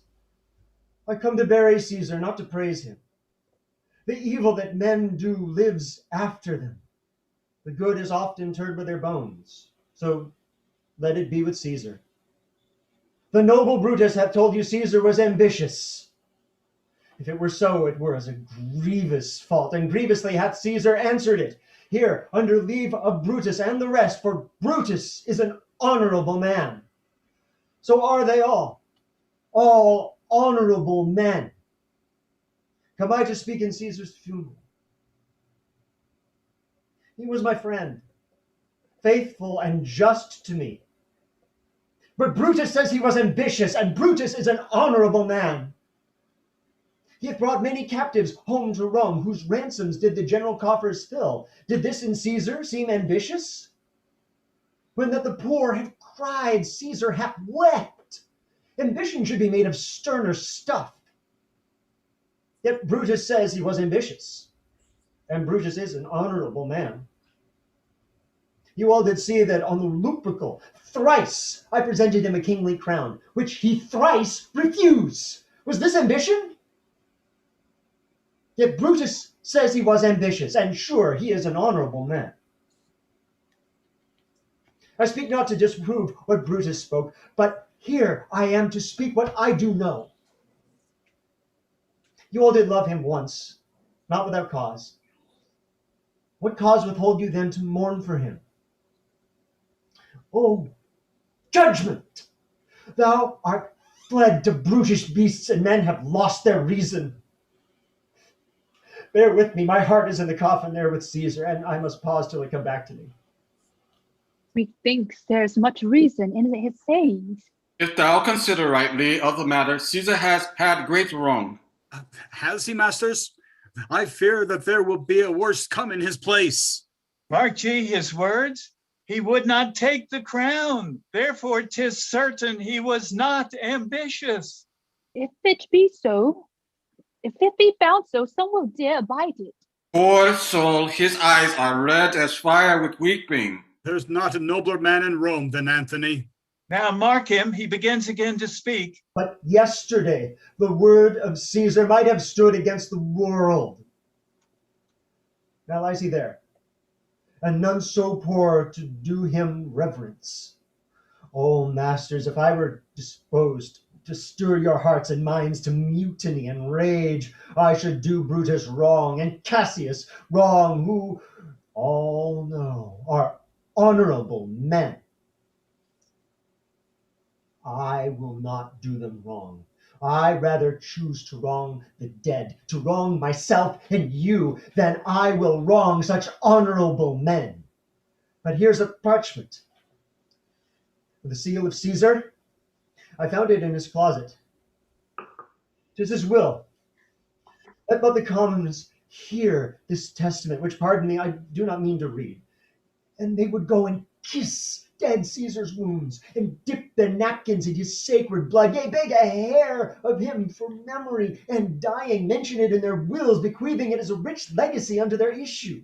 We will hear the will. Read it, Mark The Antony. will. The will. We will hear Caesar's will. No. Gentle friends, I must not read it. No. You know how Caesar loved you. You are not wood, you are not stones, but men. And being men, bearing the will of Caesar, it will inflame you. It will make you mad. 'Tis good you know not but you are his heirs. For if you should, oh, what would come of it? Read the will. We'll hear it, Antony. You shall read the will. Caesar's will. Read it. Be patient. Will you stay a while? I have overshot myself to tell you of it. I fear wrong in the honorable men whose daggers have stabbed Caesar. I do fear it. They were traitors, honorable men. The will, the testament. They were villains, murderers. The will, read the will. Will you compel me then to read the will?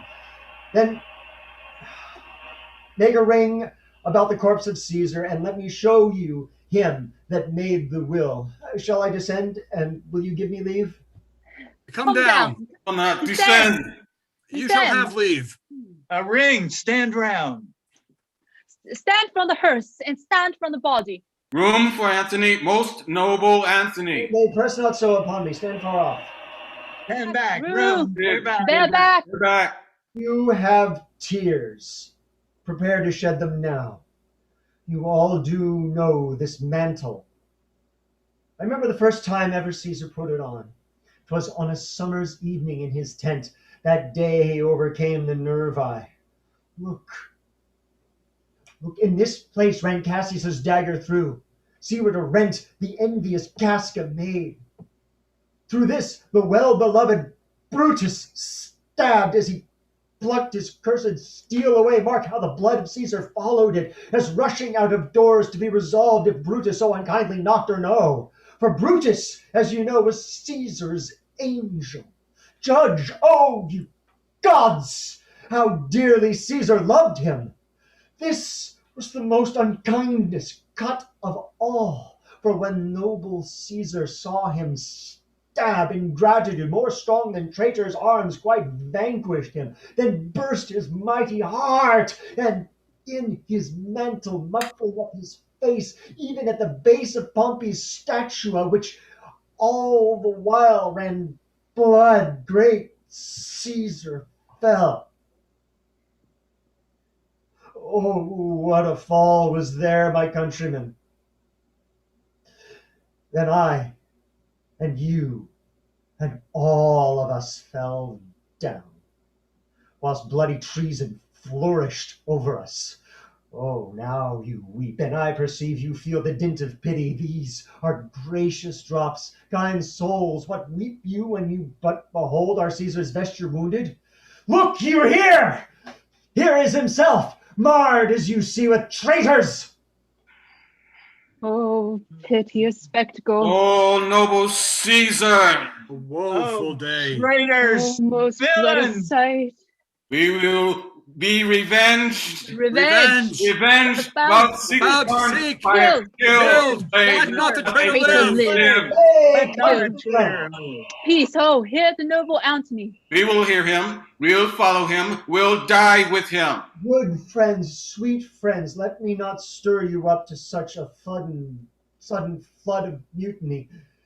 They that have done this deed are honorable. What private griefs they have, alas, I know not, that made them do it. They are wise and honorable, and will no doubt with reasons answer you. I come not, friends, to steal away your hearts. I am no orator as Brutus is, but as you know me all, a plain, blunt man. That I love my friend, and that they know full well, that gave me public leave to speak of him. For I have neither wit nor words, nor worth, action, nor utterance, nor the power of speech to stir men's blood. I only speak right on. I tell you that which you yourselves do know. Show you sweet Caesar's wounds, poor dumb mouths, and bid them speak for me. But were I Brutus, and Brutus Antony, there were an Antony would ruffle up your spirits and put a tongue in every wound of Caesar that should move the stones of Rome to rise and mutiny. Mutiny will burn the house of Brutus. Away then, come the secret conspirators. Yet, so, country, dear Anthony, most Dear Anthony, noble Anthony. Why, friends, you go do what you know not what. Wherein hath Caesar thus deserved your loves? Alas, I know not. I must tell you then, you have forgot the will I told you of. Most true, the will. Let us hear the will. Will. The will. And under Caesar's seal.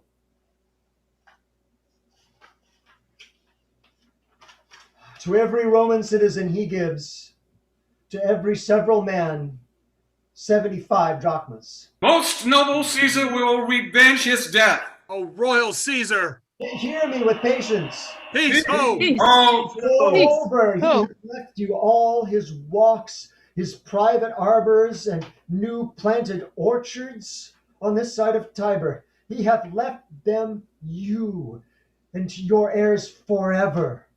Common pleasures to walk abroad and recreate yourselves. Here was a Caesar. When comes another? Never, never.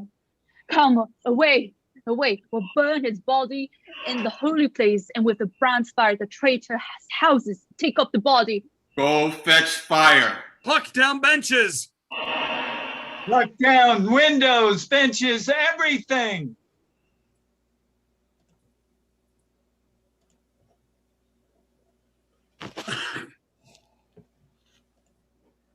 Now let it work. Mischief, thou art afoot. Take thou what course thou wilt. How now, fellow? Sir, Octavius has already come to Rome. Where is he? He and Lepidus are at Caesar's house. And thither will I straight to visit him. He comes upon a wish. Fortune is merry, and in this mood I will give him anything. I heard him say Brutus and Cassius are rid like madmen through the gates of Rome. Belike they had some notice of the people, how I had moved them. Bring me to Octavius. Exeunt.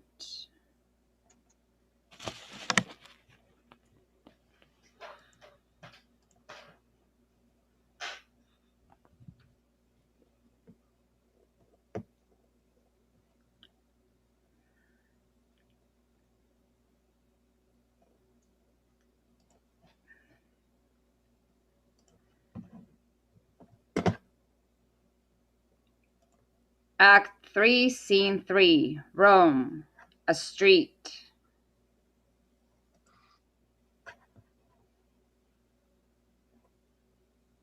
I dreamt tonight that I did feast with Caesar, and things unlucky charge my fantasy. I have no will to wander forth of doors, yet something leads me forth. What is your name? Whither are you going? Where do you dwell? Are you a married man or a bachelor? Answer every man directly. I briefly.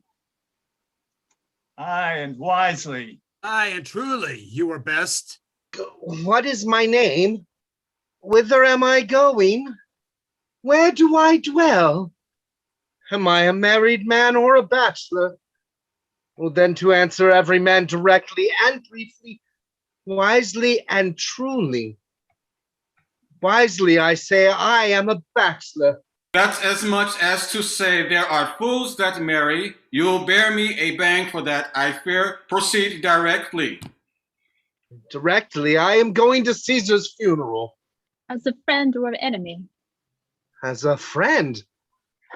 That matter is answered directly. For your dwelling, briefly. Briefly, I dwell by the Capitol. Your name, sir, truly. Truly, my name is Cinna.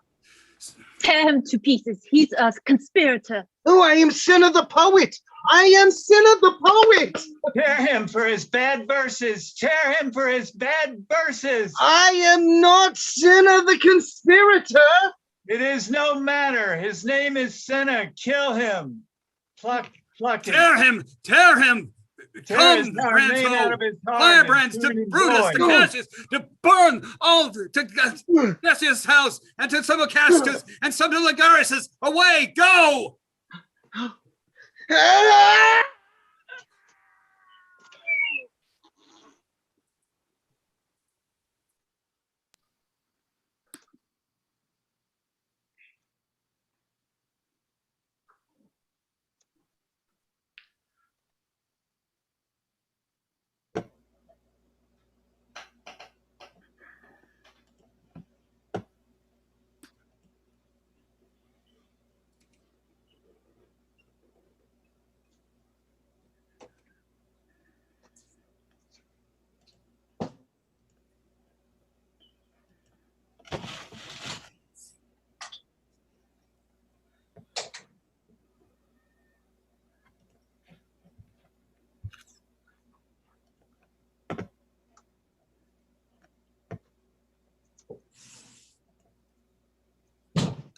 All right. Hello, everyone, again.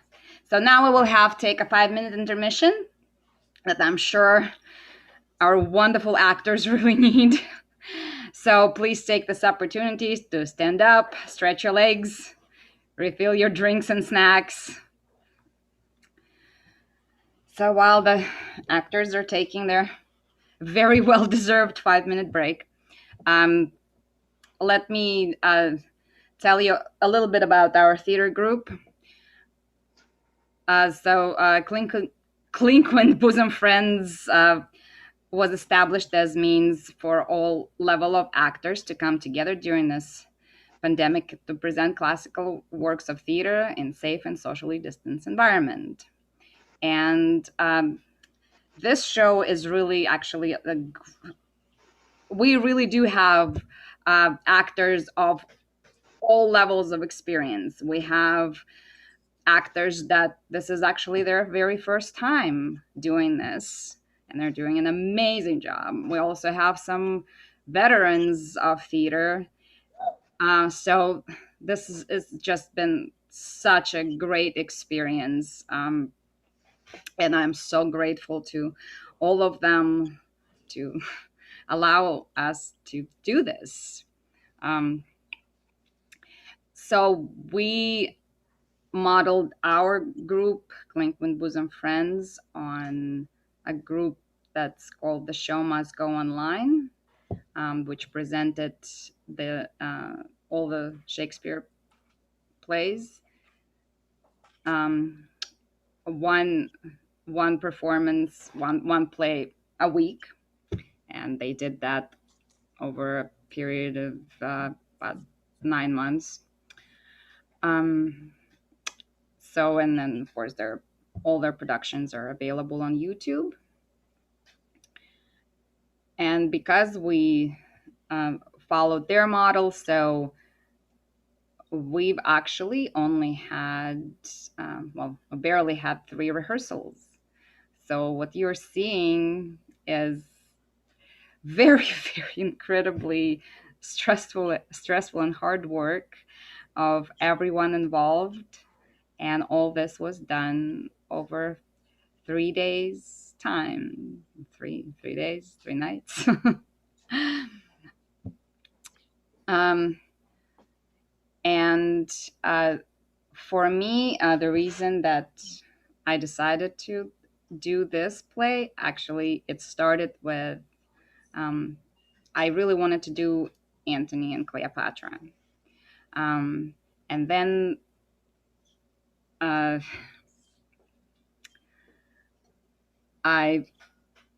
after rereading it and watching it, I realized that Julius Caesar is actually a great prequel to Antony and Cleopatra. So that is exactly how I decided to do this. So in about 3 weeks' time, we're going to have Antony and Cleopatra. And yes, we're going to do this as a sequel to Julius Caesar, because historically, the event of Antony and Cleopatra followed Julius Caesar. So please watch out for our announcements. I'm not exactly sure when exactly we're going to do Antony and Cleopatra, but it's going to be no longer than in 3 weeks' time, most likely. I'm also, because I'm a student of classics, and I majored briefly in classical archaeology. So for me, this was also a great opportunity to get some ancient history in there.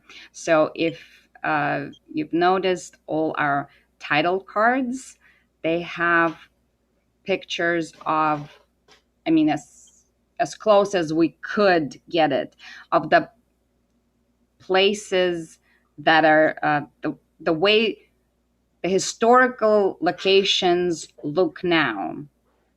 So you'll see like for instance, there was a title card for Forum. So this is what now remains in Rome of Caesar's Forum. There's 3 columns. Also, the place where Caesar was assassinated. We had that picture. Yeah, so that's modern Rome, and we try to have as many real locations as possible as we could possibly find.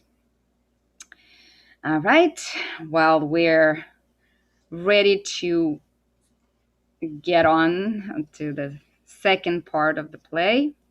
So please sit back, get comfortable, and enjoy the second part of William Shakespeare, Julius Caesar.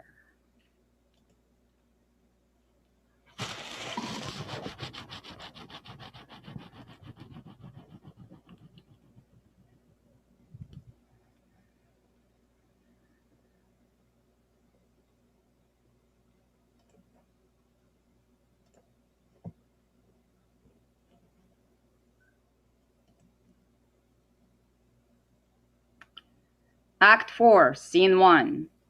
A house in Rome. Enter Antony, Octavius, and Lepidus. These many then shall die. Their names are pricked. Your brother too must die. Consent you, Lepidus? Consent. Prick him down, Anthony. Upon condition, Publius shall not live. Who is your sister's son, Mark Antony? He shall not live. Look, with a spot I damn him. But Lepidus, go you to Caesar's house. Fetch the will hither, and we shall determine how to cut off some charge and legacies. What, shall I find you here? Or here, or at the Capitol.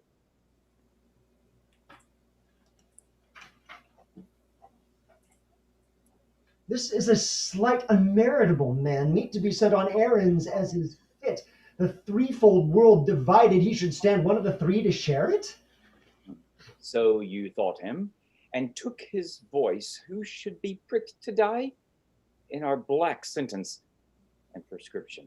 Octavius, I have seen more days than you, and though we lay these honors on this man to ease ourselves of divers slanderous loads, he shall but bear them as the ass bears gold, groan and sweat under the business, either led or driven as we point the way. And having brought our treasure where we will, then take we down his load and turn him off like to the empty ass to shake his ears and graze in commons. Or you may do your will, but he's not tried, but he's not a tried and valiant soldier.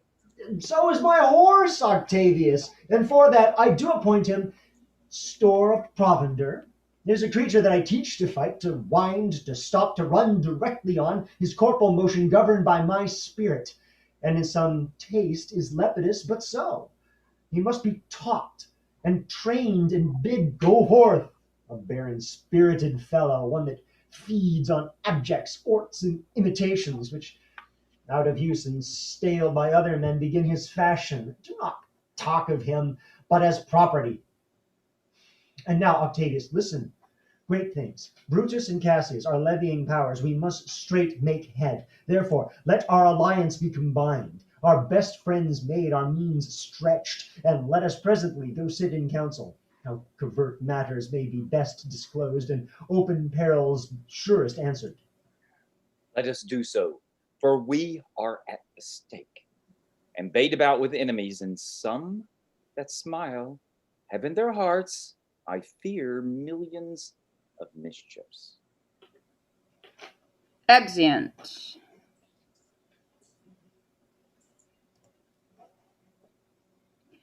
Act 4, Scene 2. Camp near Sardis, before Brutus's tent. Enter Brutus, Lucilius, Lucius, soldiers, Titinius, Pindarus. Stand ho! Give the word, ho and stand. What now, Lucilius? Is Cassius near? He is at hand, and Pandarus has come to do you salutation from his master. He greets me well. Your master, Pindarus, in his own change or by ill officers, has given me some worthy cause to wish things done, undone. But if he be at hand, I shall be satisfied. I do not doubt but that my noble master will appear, such as he is, full of regard and honor. He is not doubted. A word, Lucilius. How he received you, let me be resolved. With courtesy and respect enough, but not with such familiar instances, nor with such free and friendly conference as he hath used of old. Thou hast described a hot friend cooling. Ever note, Lucilius, when love begins to sicken and decay, it useth an enforced ceremony. There are no tricks in plain and simple faith, but hollow men, like horses hot at hand, make gallant show and promise of their mettle. But when they should endure the bloody spur, they fall their crests and like deceitful jades sink in the trial. Comes his army on? They mean this night in Sardis to be quartered, the greater part the horse in general. Are come with Cassius. Hark, he has arrived. March gently on to meet him. Stand, ho! Stand ho! Speak the word Stand! aloud. Stand! Most noble brother, you have done me wrong. Judge me, you gods. Wrong I mine enemies. If not, how should I wrong a brother? Brutus! This sober form of yours hides wrongs, and when you do them... Cassius, be content. Speak your grief softly, I do know you well. Before the eyes of both our armies here, which should perceive nothing but love from us, let us not wrangle. Bid them move away, then in my tent, Cassius, enlarge your griefs, and I will give you audience. Pandarus, bid our commanders lead their charges off, a little from this ground. Lucilius, do you the like, and let no man come to our tent till we have done our conference. Let Lucius and Titinius guard our door. Exeunt.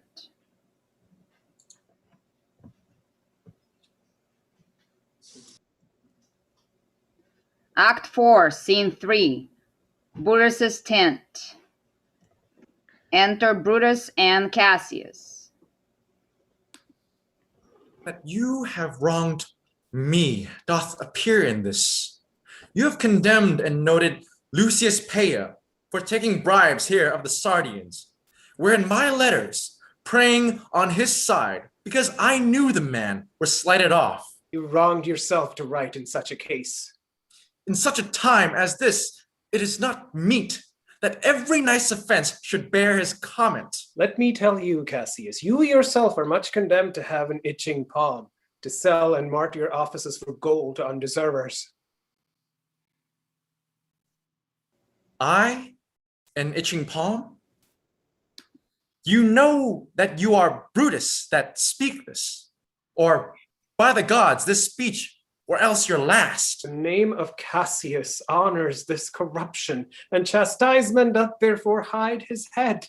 Chastisement? Remember March. The Ides of March, remember. Did not great Julius bleed for justice' sake? What villain touched his body that did stab, and not for justice? What shall one of us that struck the foremost man of all this world but for supporting robbers, shall we now contaminate our fingers with base bribes and sell the mighty space of our large honors for so much trash as may be grasped thus? I had rather be a dog and bay the moon than such a Roman. Brutus, bay not me, I'll not endure it. You forget yourself, to hedge me in. I am a soldier. I, older in practice, abler than yourself to make conditions. Go to, you are not Cassius. I am! I say you are not. Urge me no more, I shall forget myself. Have mind upon your health, tempt me no further. Waste light man. It's possible. Hear me, for I will speak. Must I give way and room to your rash choler? Shall I be frightened when a madman stares? Oh, ye gods, ye gods! Must I endure all this? All this? Aye, more. Fret till your proud heart break. Go show your slaves how choleric you are and make your bondmen tremble. Must I budge? Must I observe you? Must I stand and crouch under your testy humor? By the gods, you shall digest the venom of your spleen, though it do split you. For from this day forth, I'll use you for my mirth, yea, for my laughter when you are waspish. Is it come to this? You see, you are a better soldier. Let it appear so.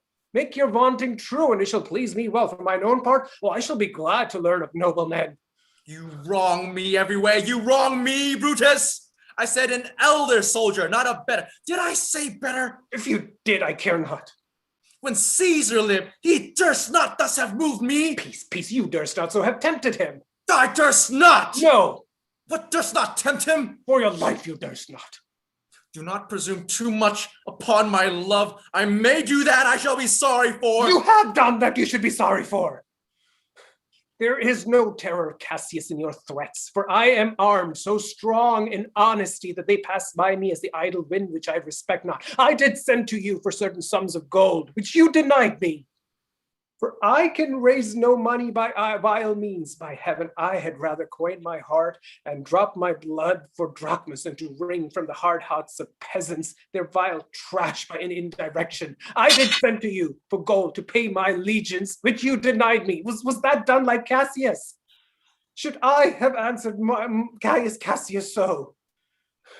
When Marcus Brutus grows so covetous, to lock such rascal counters from his friends, be ready, gods, with all your thunderbolts. Dash him to pieces. I denied you not. You did. I did not. It was but a fool that brought my answer back. Brutus had rived my heart. A friend should bear his friend's infirmities, but Brutus makes mine greater than they are. I do not till you practice them on me. You love me not. I do not like your faults. A friendly eye could never see such faults. Flatterers could not, though they be as high as huge Olympus. Come, Antony and young Octavius, come. Revenge yourselves alone on Cassius, for Cassius is weary of the world, hated by the one he loves, braved by his brother, checked like a bondman, all his faults observed. Set in a notebook, learned and conned by rote, to cast into my teeth. Oh, I could weep my spirit from mine eyes. There is my dagger, and here my naked breast, within a heart, dearer than Plutus mine, richer than gold. If thou beest a Roman, take it forth. I, that deny thee gold, will give my heart. Strike, as thou didst at Caesar, for I know, when thou didst hate him worse, thou lovest him better than ever thou lovedst Cassius. Sheathe your dagger. Be angry when you will, it shall have scope. Do what you will, dishonor shall be humor. Cassius, you are yoked with a lamb that carries anger as the flint bears fire, who much in force shows a hasty spark and straight is cold again.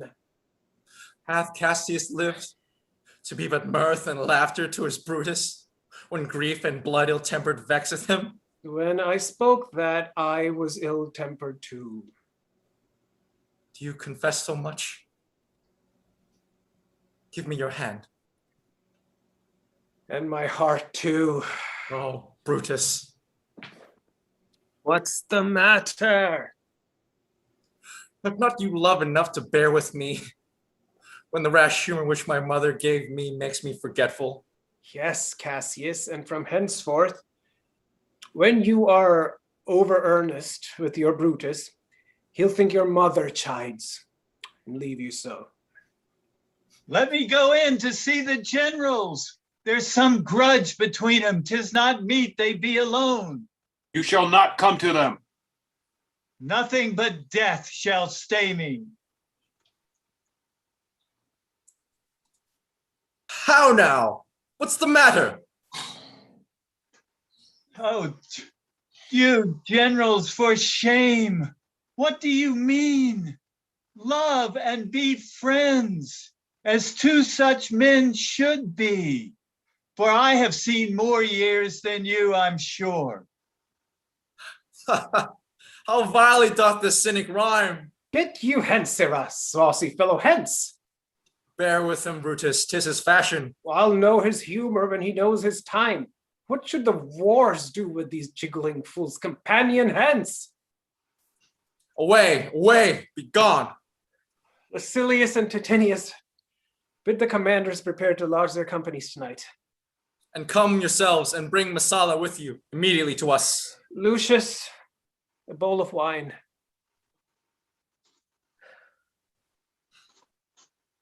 I did not think you could have been so angry. Cassius, I am sick of many griefs. Of your philosophy you make no use. If you give place to accidental evils. No man bears sorrow better. Portia is dead.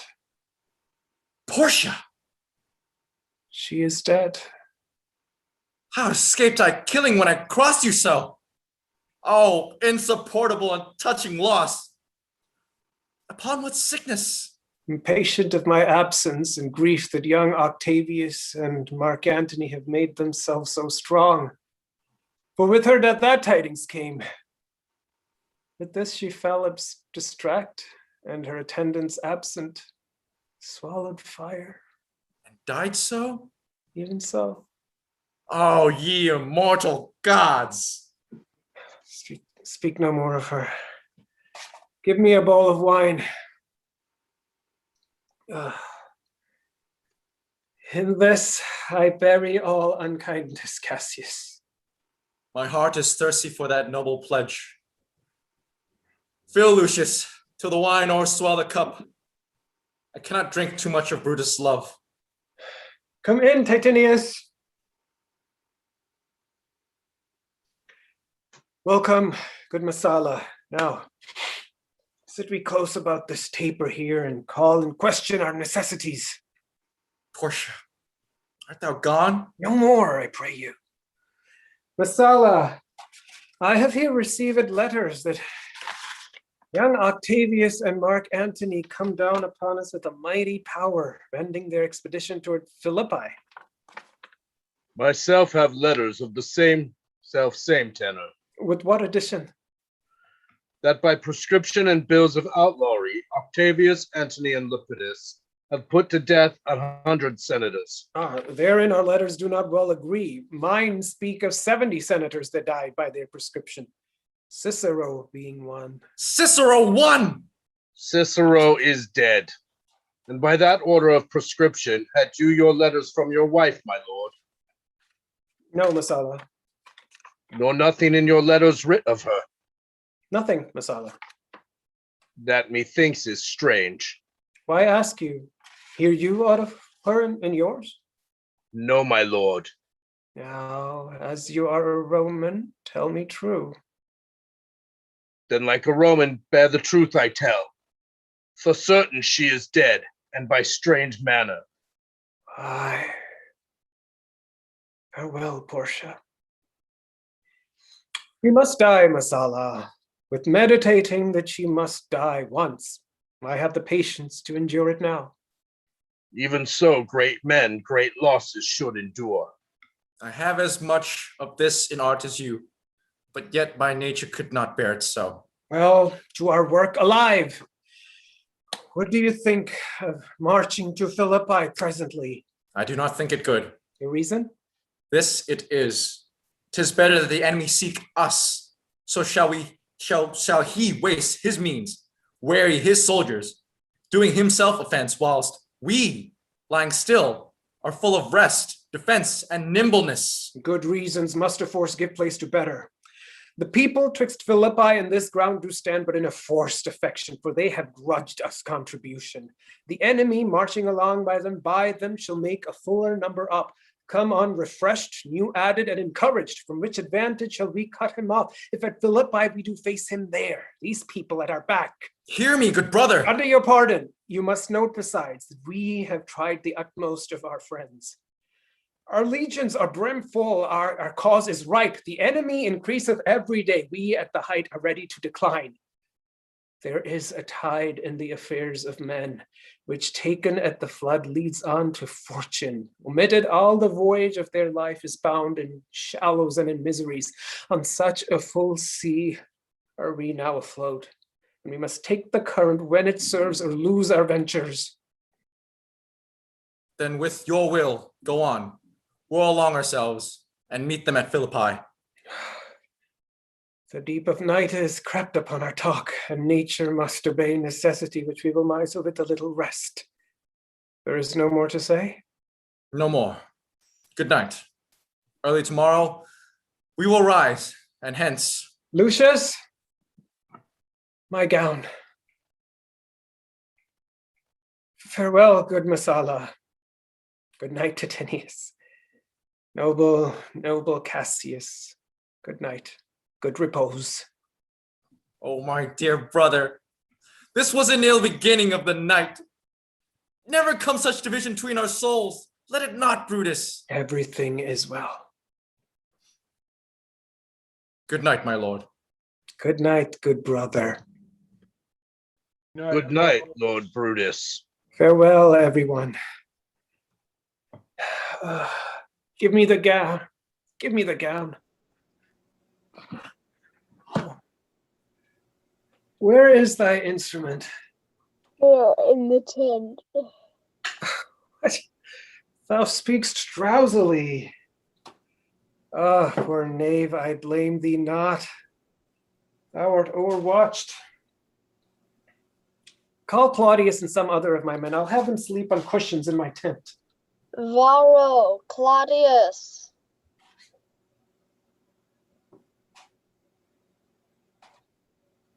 I pray you, sirs, lie. Yes, I pray you, lord. sirs, lie in my tent and sleep. It may be I shall raise you by and by in business to my brother Cassius. So please you will stand and watch your pleasure. Oh, I will not have it so. Lie down, good sirs. It may be that I shall otherwise bethink me. Oh, Lucius, look, here's the book I sought for, so I put it in the pocket of my gown. I was sure your lordship did not give it to me. Oh, bear with me, good boy. I am much forgetful. Canst thou hold up thy heavy heads a while and touch thy instrument a strain or two? Aye, my lord, I aim to please you. Oh, it doth, my boy. I trouble thee too much, but thou art willing. It is my duty, sir. I should not urge thy duty past thy might. I know young bloods look for a time of rest. I have slept, my lord, already. Oh, it was well done. And thou shalt sleep again. I will not hold thee long. If I do live, I will be good to thee.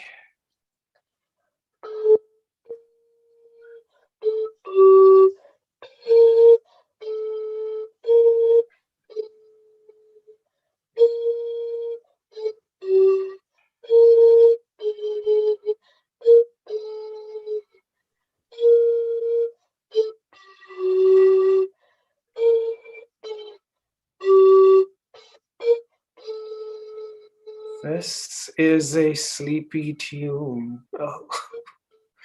Murderous slumber, lay'st thou thy leaden mace upon my boy that plays thee music.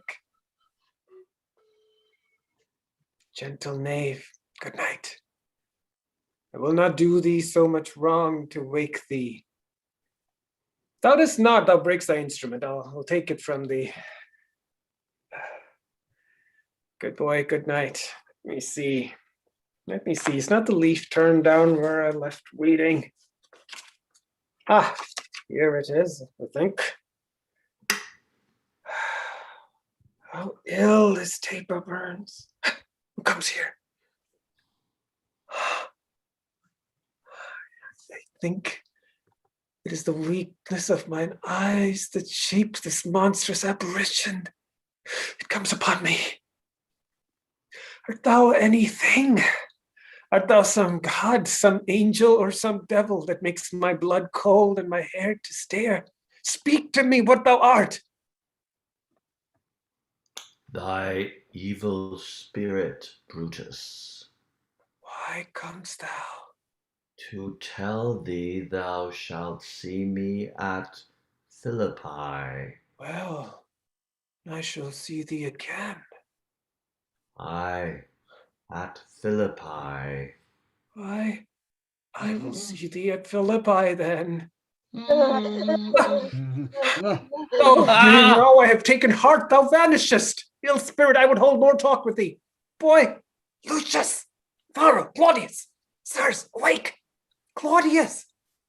The notes, my lord, are false. Oh, he thinks he's still at his instrument. Lucius, awake. My lord. Didst thou dream, Lucius, that thou cried so? My lord, I do not know that I did cry. Yes, that thou didst. Didst thou see anything? Nothing, my lord. Oh, sleep again, Lucius. Sarah Claudia, fellow, thou awake! Awake!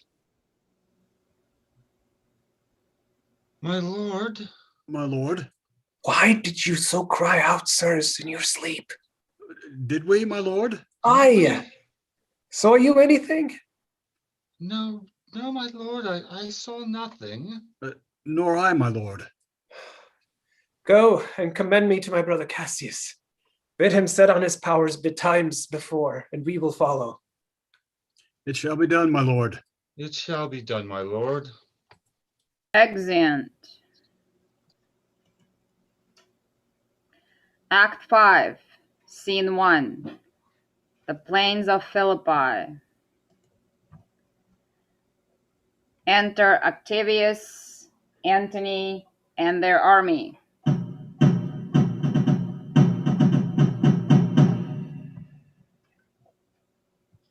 Now, Antony, our hopes are answered.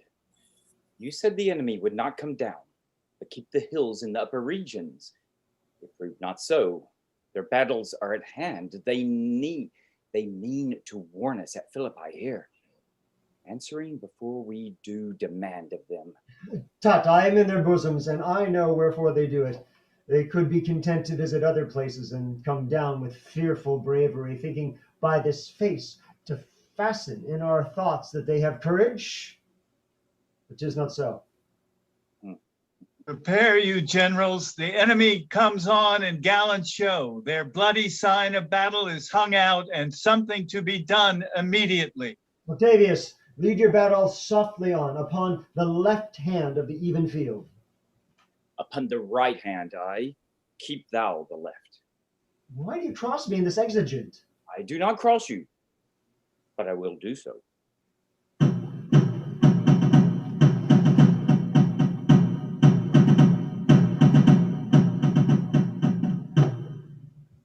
He stand and would have parley. Stand fast, Titinius. We must out and talk.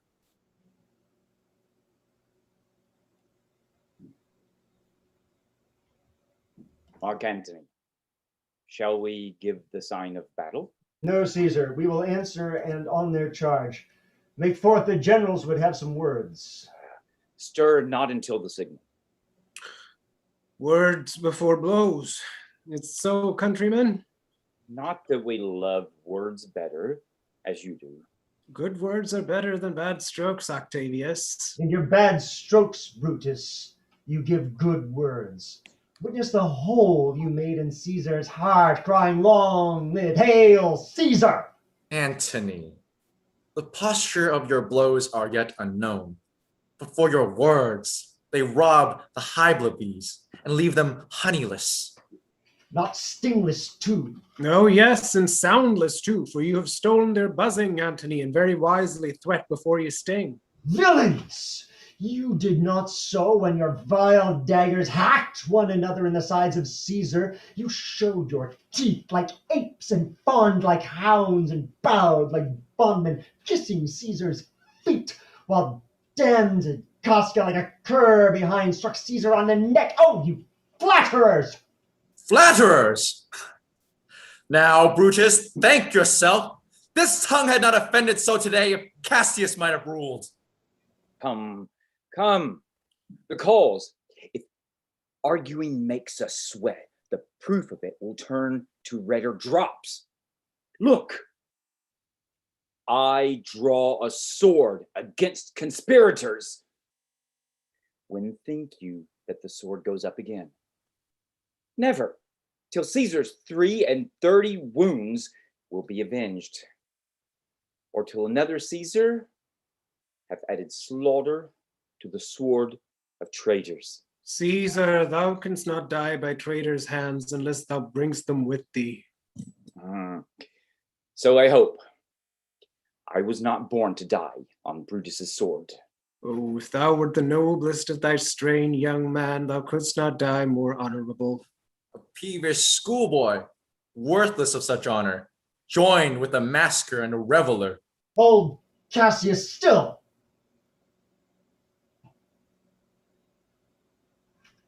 I hope so. I was not born to die. Come, away. Defiance, traitors, hurl me in your teeth. If you dare to fight today, come to the field. If not, when you have stomachs.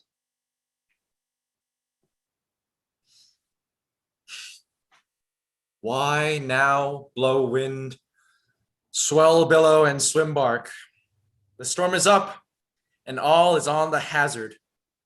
Lucilius, hark, a word with you. My lord. Messala. What says my general? Messala. This is my birthday, as this very day was Cassius born. Give me thy hand, Messala. Be thou my witness that against my will, as Pompey was, am I compelled to set upon one battle all our liberties. You know that I held Epicurus strong in his opinion. Now I change my mind and partly credit things that do presage. Coming from Sardis on our former ensign, 2 mighty eagles fell, and there they perched, gorging and feeding from our soldiers' hands, who to Philippi here consorted us. This morning are they fled away and gone, and in their steads do ravens, crows, and kites fly our heads and downward look on us. As we were sickly prey, their shadows seem a canopy most fatal, under which our army lies ready to give up the ghost. Believe not so. I but believe it partly, for I am fresh of spirit and resolve to meet all perils very constantly. Even so, Lucilius. Now, most noble Brutus, the gods today stand friendly that we may, lovers in peace, lead on our days to age. But since the affairs of men rest still uncertain, let's reason with the worst that may befall. If we do lose this battle, then is this the very last time we shall speak together? What are you then determined to do? Even by the rule of that philosophy by which I did blame Cato for the death which he did give himself. I know not how, but I do find it cowardly and vile for fear of what might fall, so to prevent the time of life. Arming myself with patience to stay the providence of some high powers that govern us below. Then, if we lose this battle, you are contented to be led in triumph through the streets of Rome? No, Cassius, no. Think not, thou noble Roman, that ever Brutus will go bound to Rome. He bears too great a mind. This same day must end that work the Ides of March begun. And whether we shall meet again, I know not. Therefore, our everlasting farewell take. Forever and forever, farewell, Cassius. If we do meet again, we shall smile. If not, why then this parting was well made. Forever and forever, farewell, Brutus. If we do meet again, we'll smile indeed. If not, 'Tis true this parting was well made.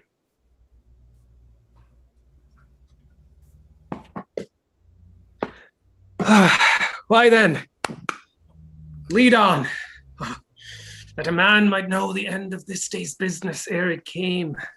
But it sufficeth that the day will end, and then the end is known. Come, oh, away! Exeunt. Act 5, Scene 2. The same, the field of battle.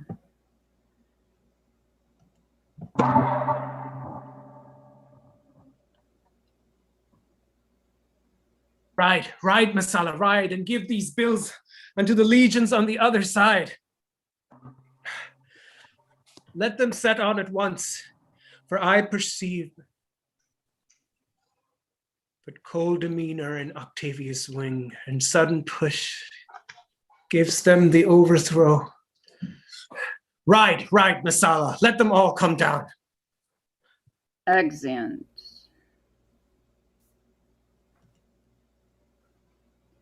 Act 5, Scene 3. Another part of the field. Enter Cassius and Titinius. Oh, look, Titinius, look! The villains fly! Myself have to mine own turned enemy. This ensign here of mine was turning back. I slew the coward and did take it from him. Oh, Cassius, Brutus gave the word too early. Who, having some advantage on Octavius, took it too eagerly. His soldiers fell to spoil, whilst we by Antony are all enclosed. Fly further off, my lord! Fly further off! Mark Antony is in your tents, my lord! Fly!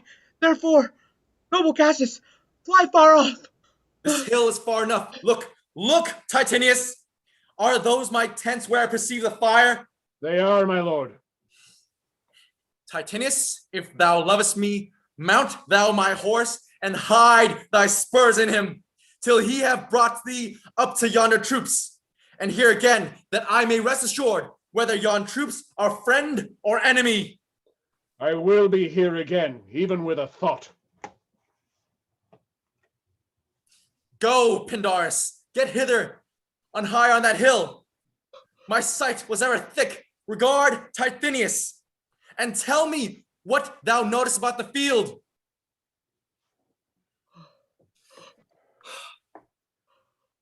This day I breathed first. Time has come round, and where I did begin, there shall I end. My life is run his compass. Sirrah, what news? Oh, my lord! What news? Titinius is enclosed round about with horsemen. They make to him on the spur, yet he spurs on. Now they are almost on him. Now, Titinius! Now some light. Oh, he lights too. He is ta'en. And hark, they shout for joy. Come down, behold no more. Oh, coward that I am to live so long, to see my best friend ta'en before my face. Come hither, Sirrah.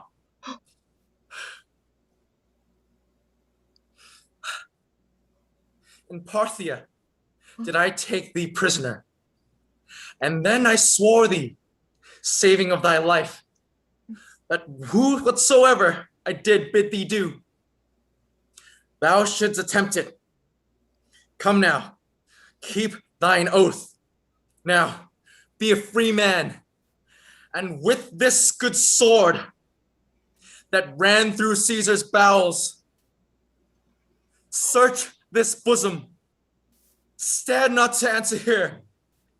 Take thou the hilts, and when my face is covered, as 'tis now, guide thou the sword. Ah! Caesar, thou art revenged! Even with the sword that killed thee.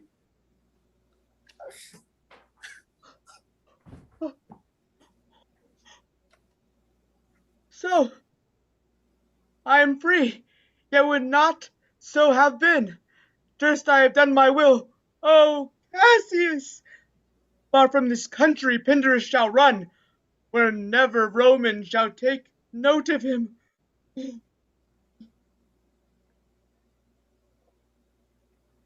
It is but change, Titinius. For Octavius is overthrown by noble Brutus's power, as Cassius's legions are by Antony. These tidings will well comfort Cassius. Where did you leave him? All disconsolate, with Pindarus his bondman on this hill. Is not that he that lies upon the ground? He lies not like the living. Oh, my heart! Is not that he? No, this was he, Messala, but Cassius is no more. Oh, setting sun, as in thy red rays thou dost sink tonight, so in his red blood Cassius' day is set.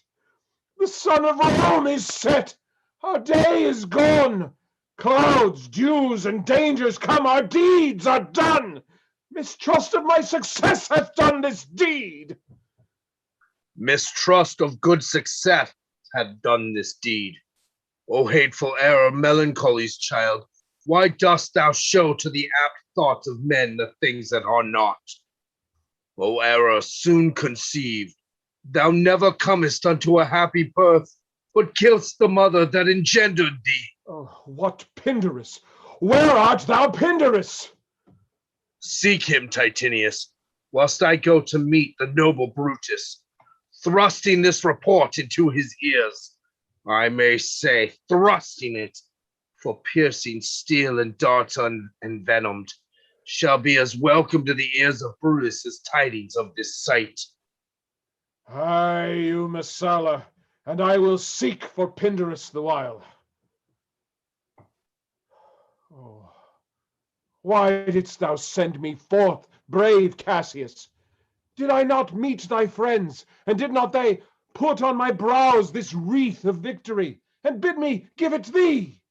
Didst thou not hear their shouts?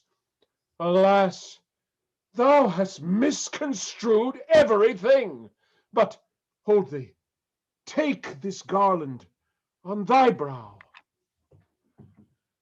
Thy Brutus bid me give it thee, and I will do his bidding. Brutus, come apace, and see how I regarded Caius Cassius. By your leave, gods, this is a Roman's part. Come, Cassius' sword, and find Titinius' heart.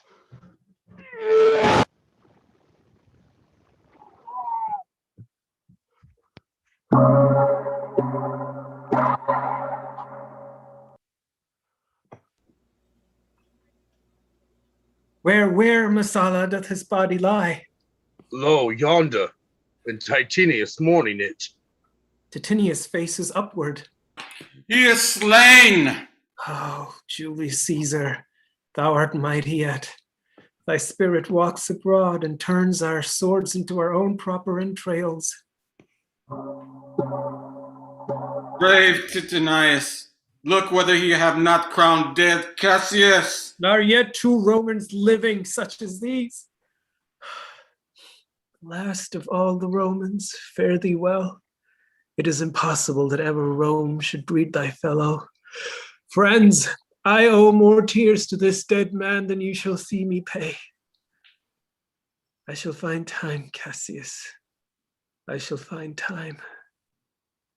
Come, therefore, and to Thasos send his body. His funeral shall not be in our camp, lest it discomfort us. Lucilius, come, and come, young Cato, let us to the field. Lapio and Flavius, set our battles on. 'Tis 3 o'clock, and Romans, yet ere night we shall try fortune in a second fight.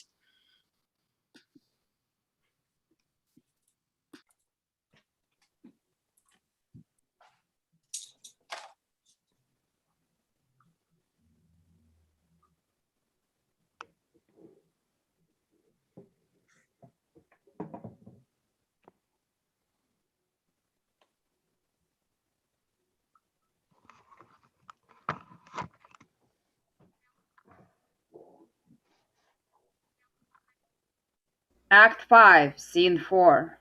Another part of the field.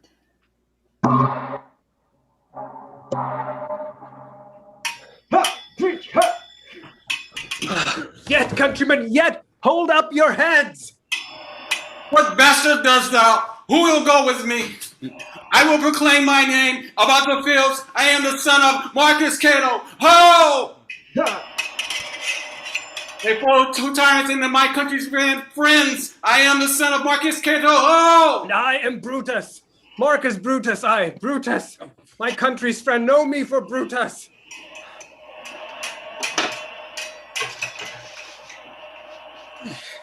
Oh, young and noble Cato, art thou gone?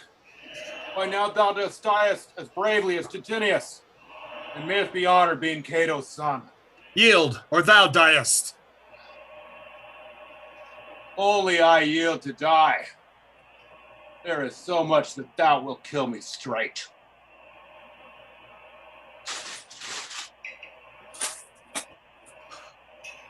Kill Brutus, and be honored in his death.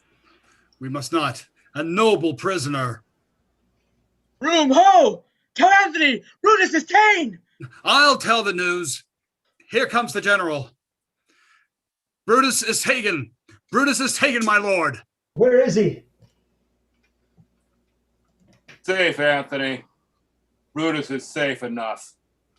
I dare assure thee that no enemy shall ever take alive the noble Brutus. The gods defend him from so great a shame. When you do find him or alive or dead, he will be found like Brutus, like himself.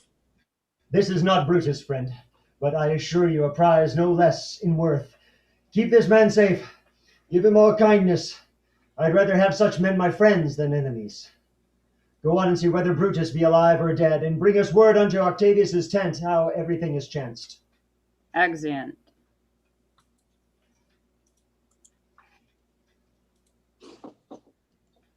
Act 5, Scene 5. Another part of the field. Enter Brutus, Dardanius, Clitus, Lucius, and Volumnius. For remains of friends rest on this rock. Dahlia showed the torchlight, but my lord, he came not back. He is or ta'en or slain. Sit thee down, Clitus. Slaying is the word. It is a deed in passion. Hark thee, Clitus. What? I, my lord? No, not for all the world. Peace then, no words. I'd rather kill myself. Hark thee, Dardanius.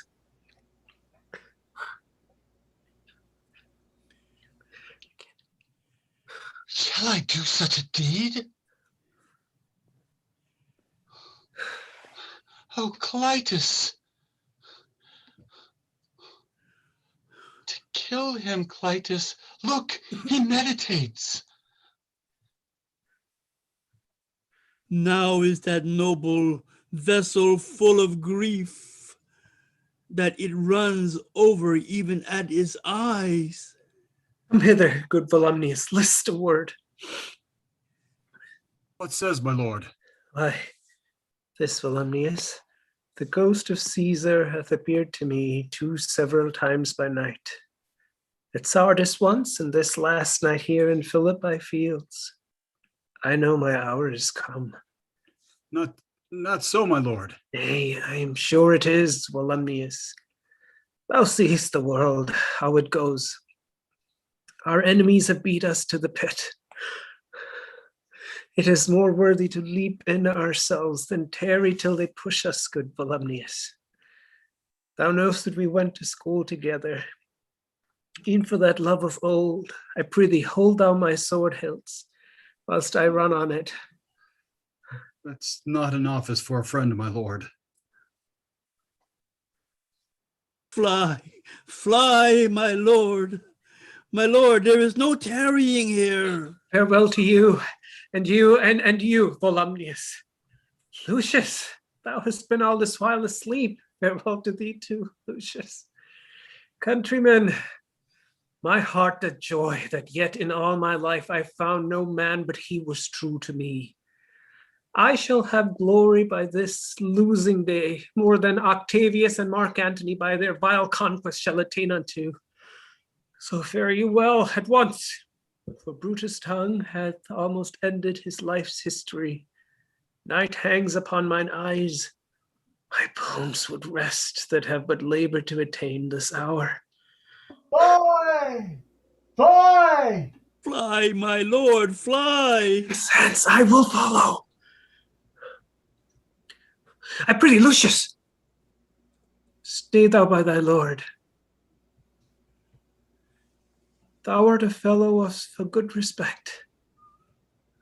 Thy life hath had some snatch of honor in it. Hold then my sword, and turn away thy face, while I do run upon it. Wilt thou, Lucius? Give me your hand first.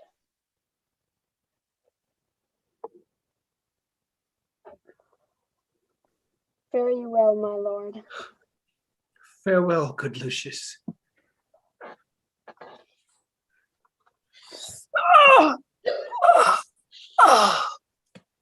Caesar, now be still. I killed not thee with half so good a will.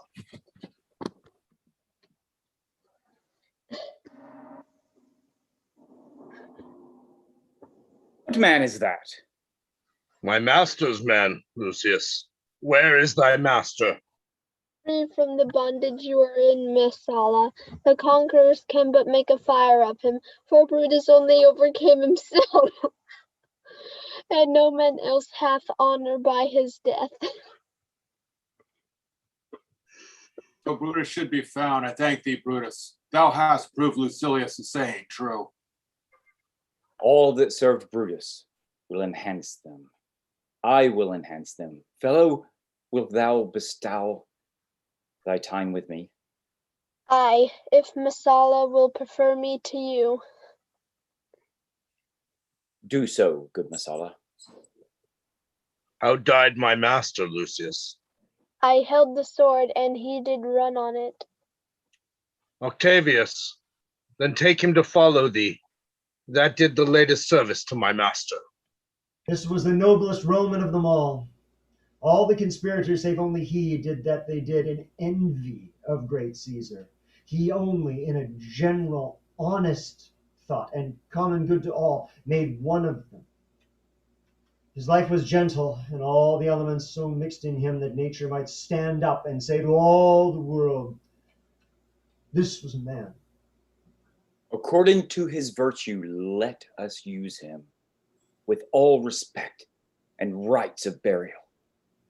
Within my tent, his bones tonight shall lie, most like a soldier ordered honorably. So call the field to rest, and let's away to part the glories of this happy day. Excellent.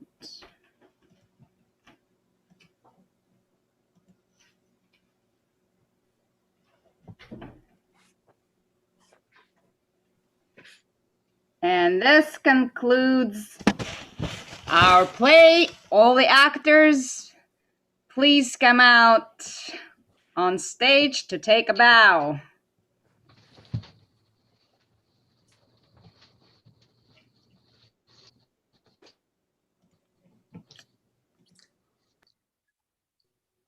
All right. That was amazing. Thank you all so much. All right, let me introduce you to our audience.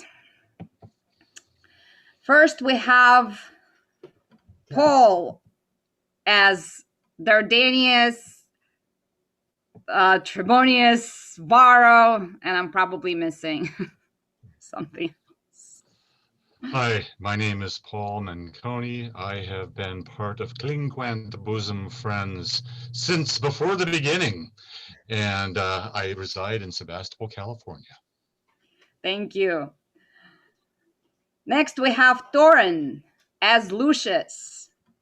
My name is Torrin Mullen, and I live in Bellevue, Washington, and I've been in almost all of Clinkwant Bosoms and Friends productions. Thank you, Thorin.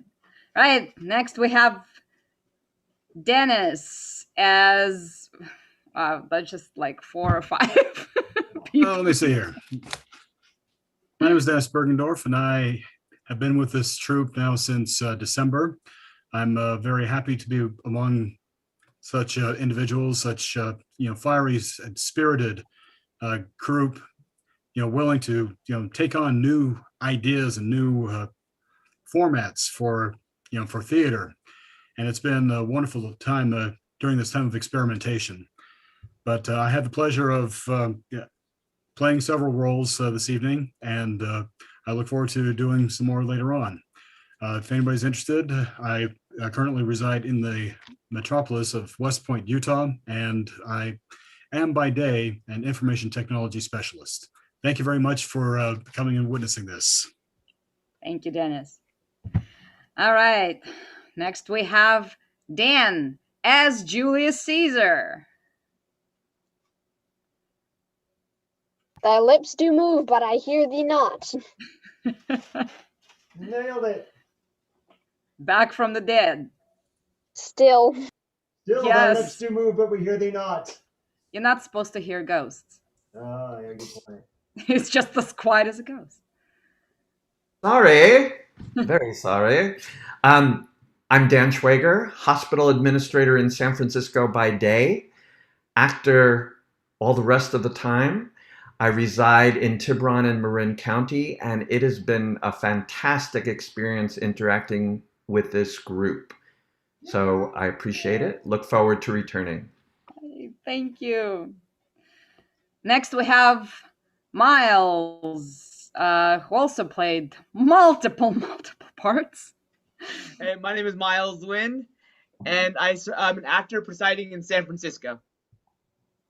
Thank you, Miles. And we have Lajesh as Brutus.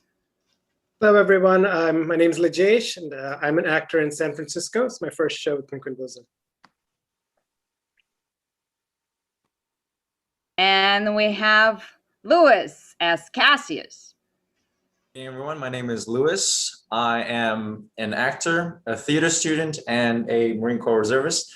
This is my first show with Clinkwant Bosom Friends. Yeah, it was a blast. Thank you for coming to see us. Thank you. All right, next we have Evan as Titanius, and oh my God, one of the conspirators. Cinna, yes. Yes, well, we're all Cinnas at heart. I'm Evan Winnett, and this is my first show with Clinkwant and my first Zoom theater production, so it's been a real pleasure. Thank you. All right, and we have Ray as Clytus and the Soothsayer. Hi, guys. It was a pleasure being with you on this very well-known play. I want to thank Director Yelena Segal for the opportunity. Thank you, guys. Thank you.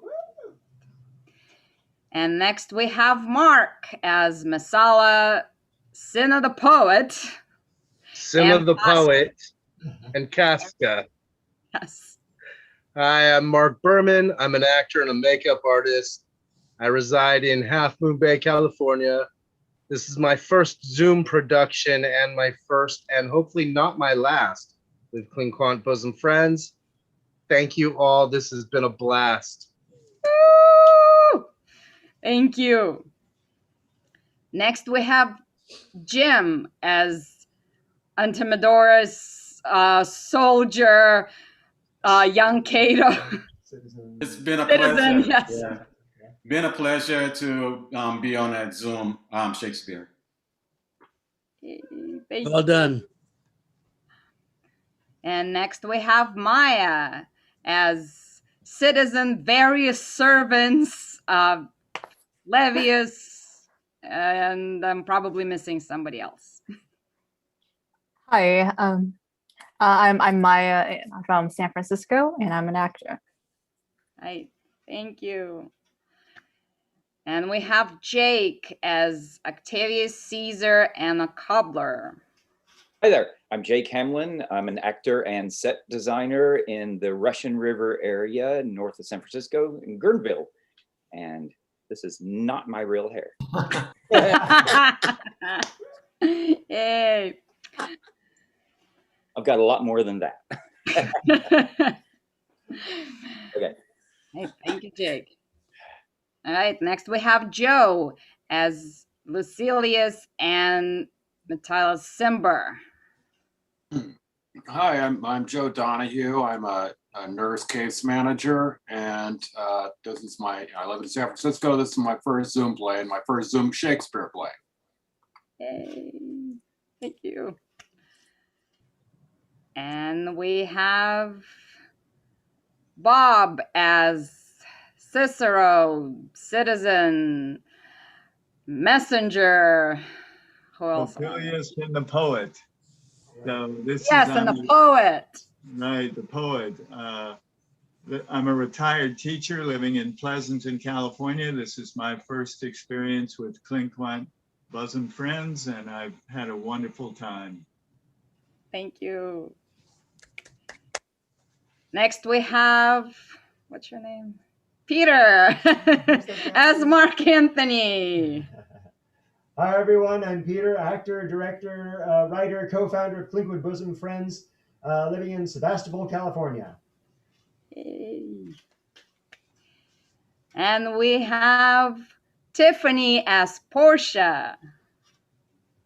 Hi, I'm Tiffany Nwogu. I am an actor based in San Jose, and this is my first time with Clinquant Bosom Friends. Hope we become better bosom friends. Yay! Thank you. Next we have Ruby as Calpurnia.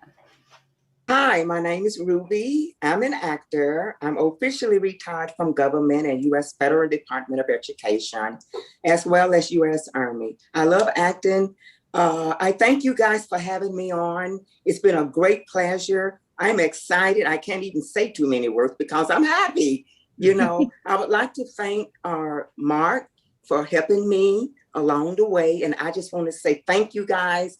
I hope you have me again. Thank you. Yay. Am I missing anybody? Please raise your hand, scream, yell, do something, throw something at me. I don't know. We got everyone. Everyone? Yourself. Yay. You. All right. Smile. Say cheese. I'm going to take your group picture. Cheese. All right. That was amazing, amazing, amazing. Thank you all so much.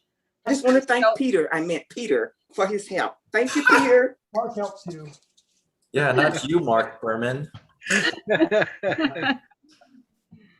And of course, thank you, our wonderful audience. Thank you for joining us. Thank you for watching our channel. Please subscribe to it on YouTube. Please like us on Facebook.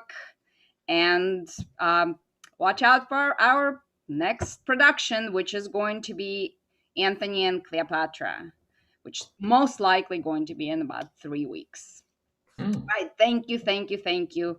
We couldn't do it without you. Without you, there would be no show. All right, everyone, wave goodbye.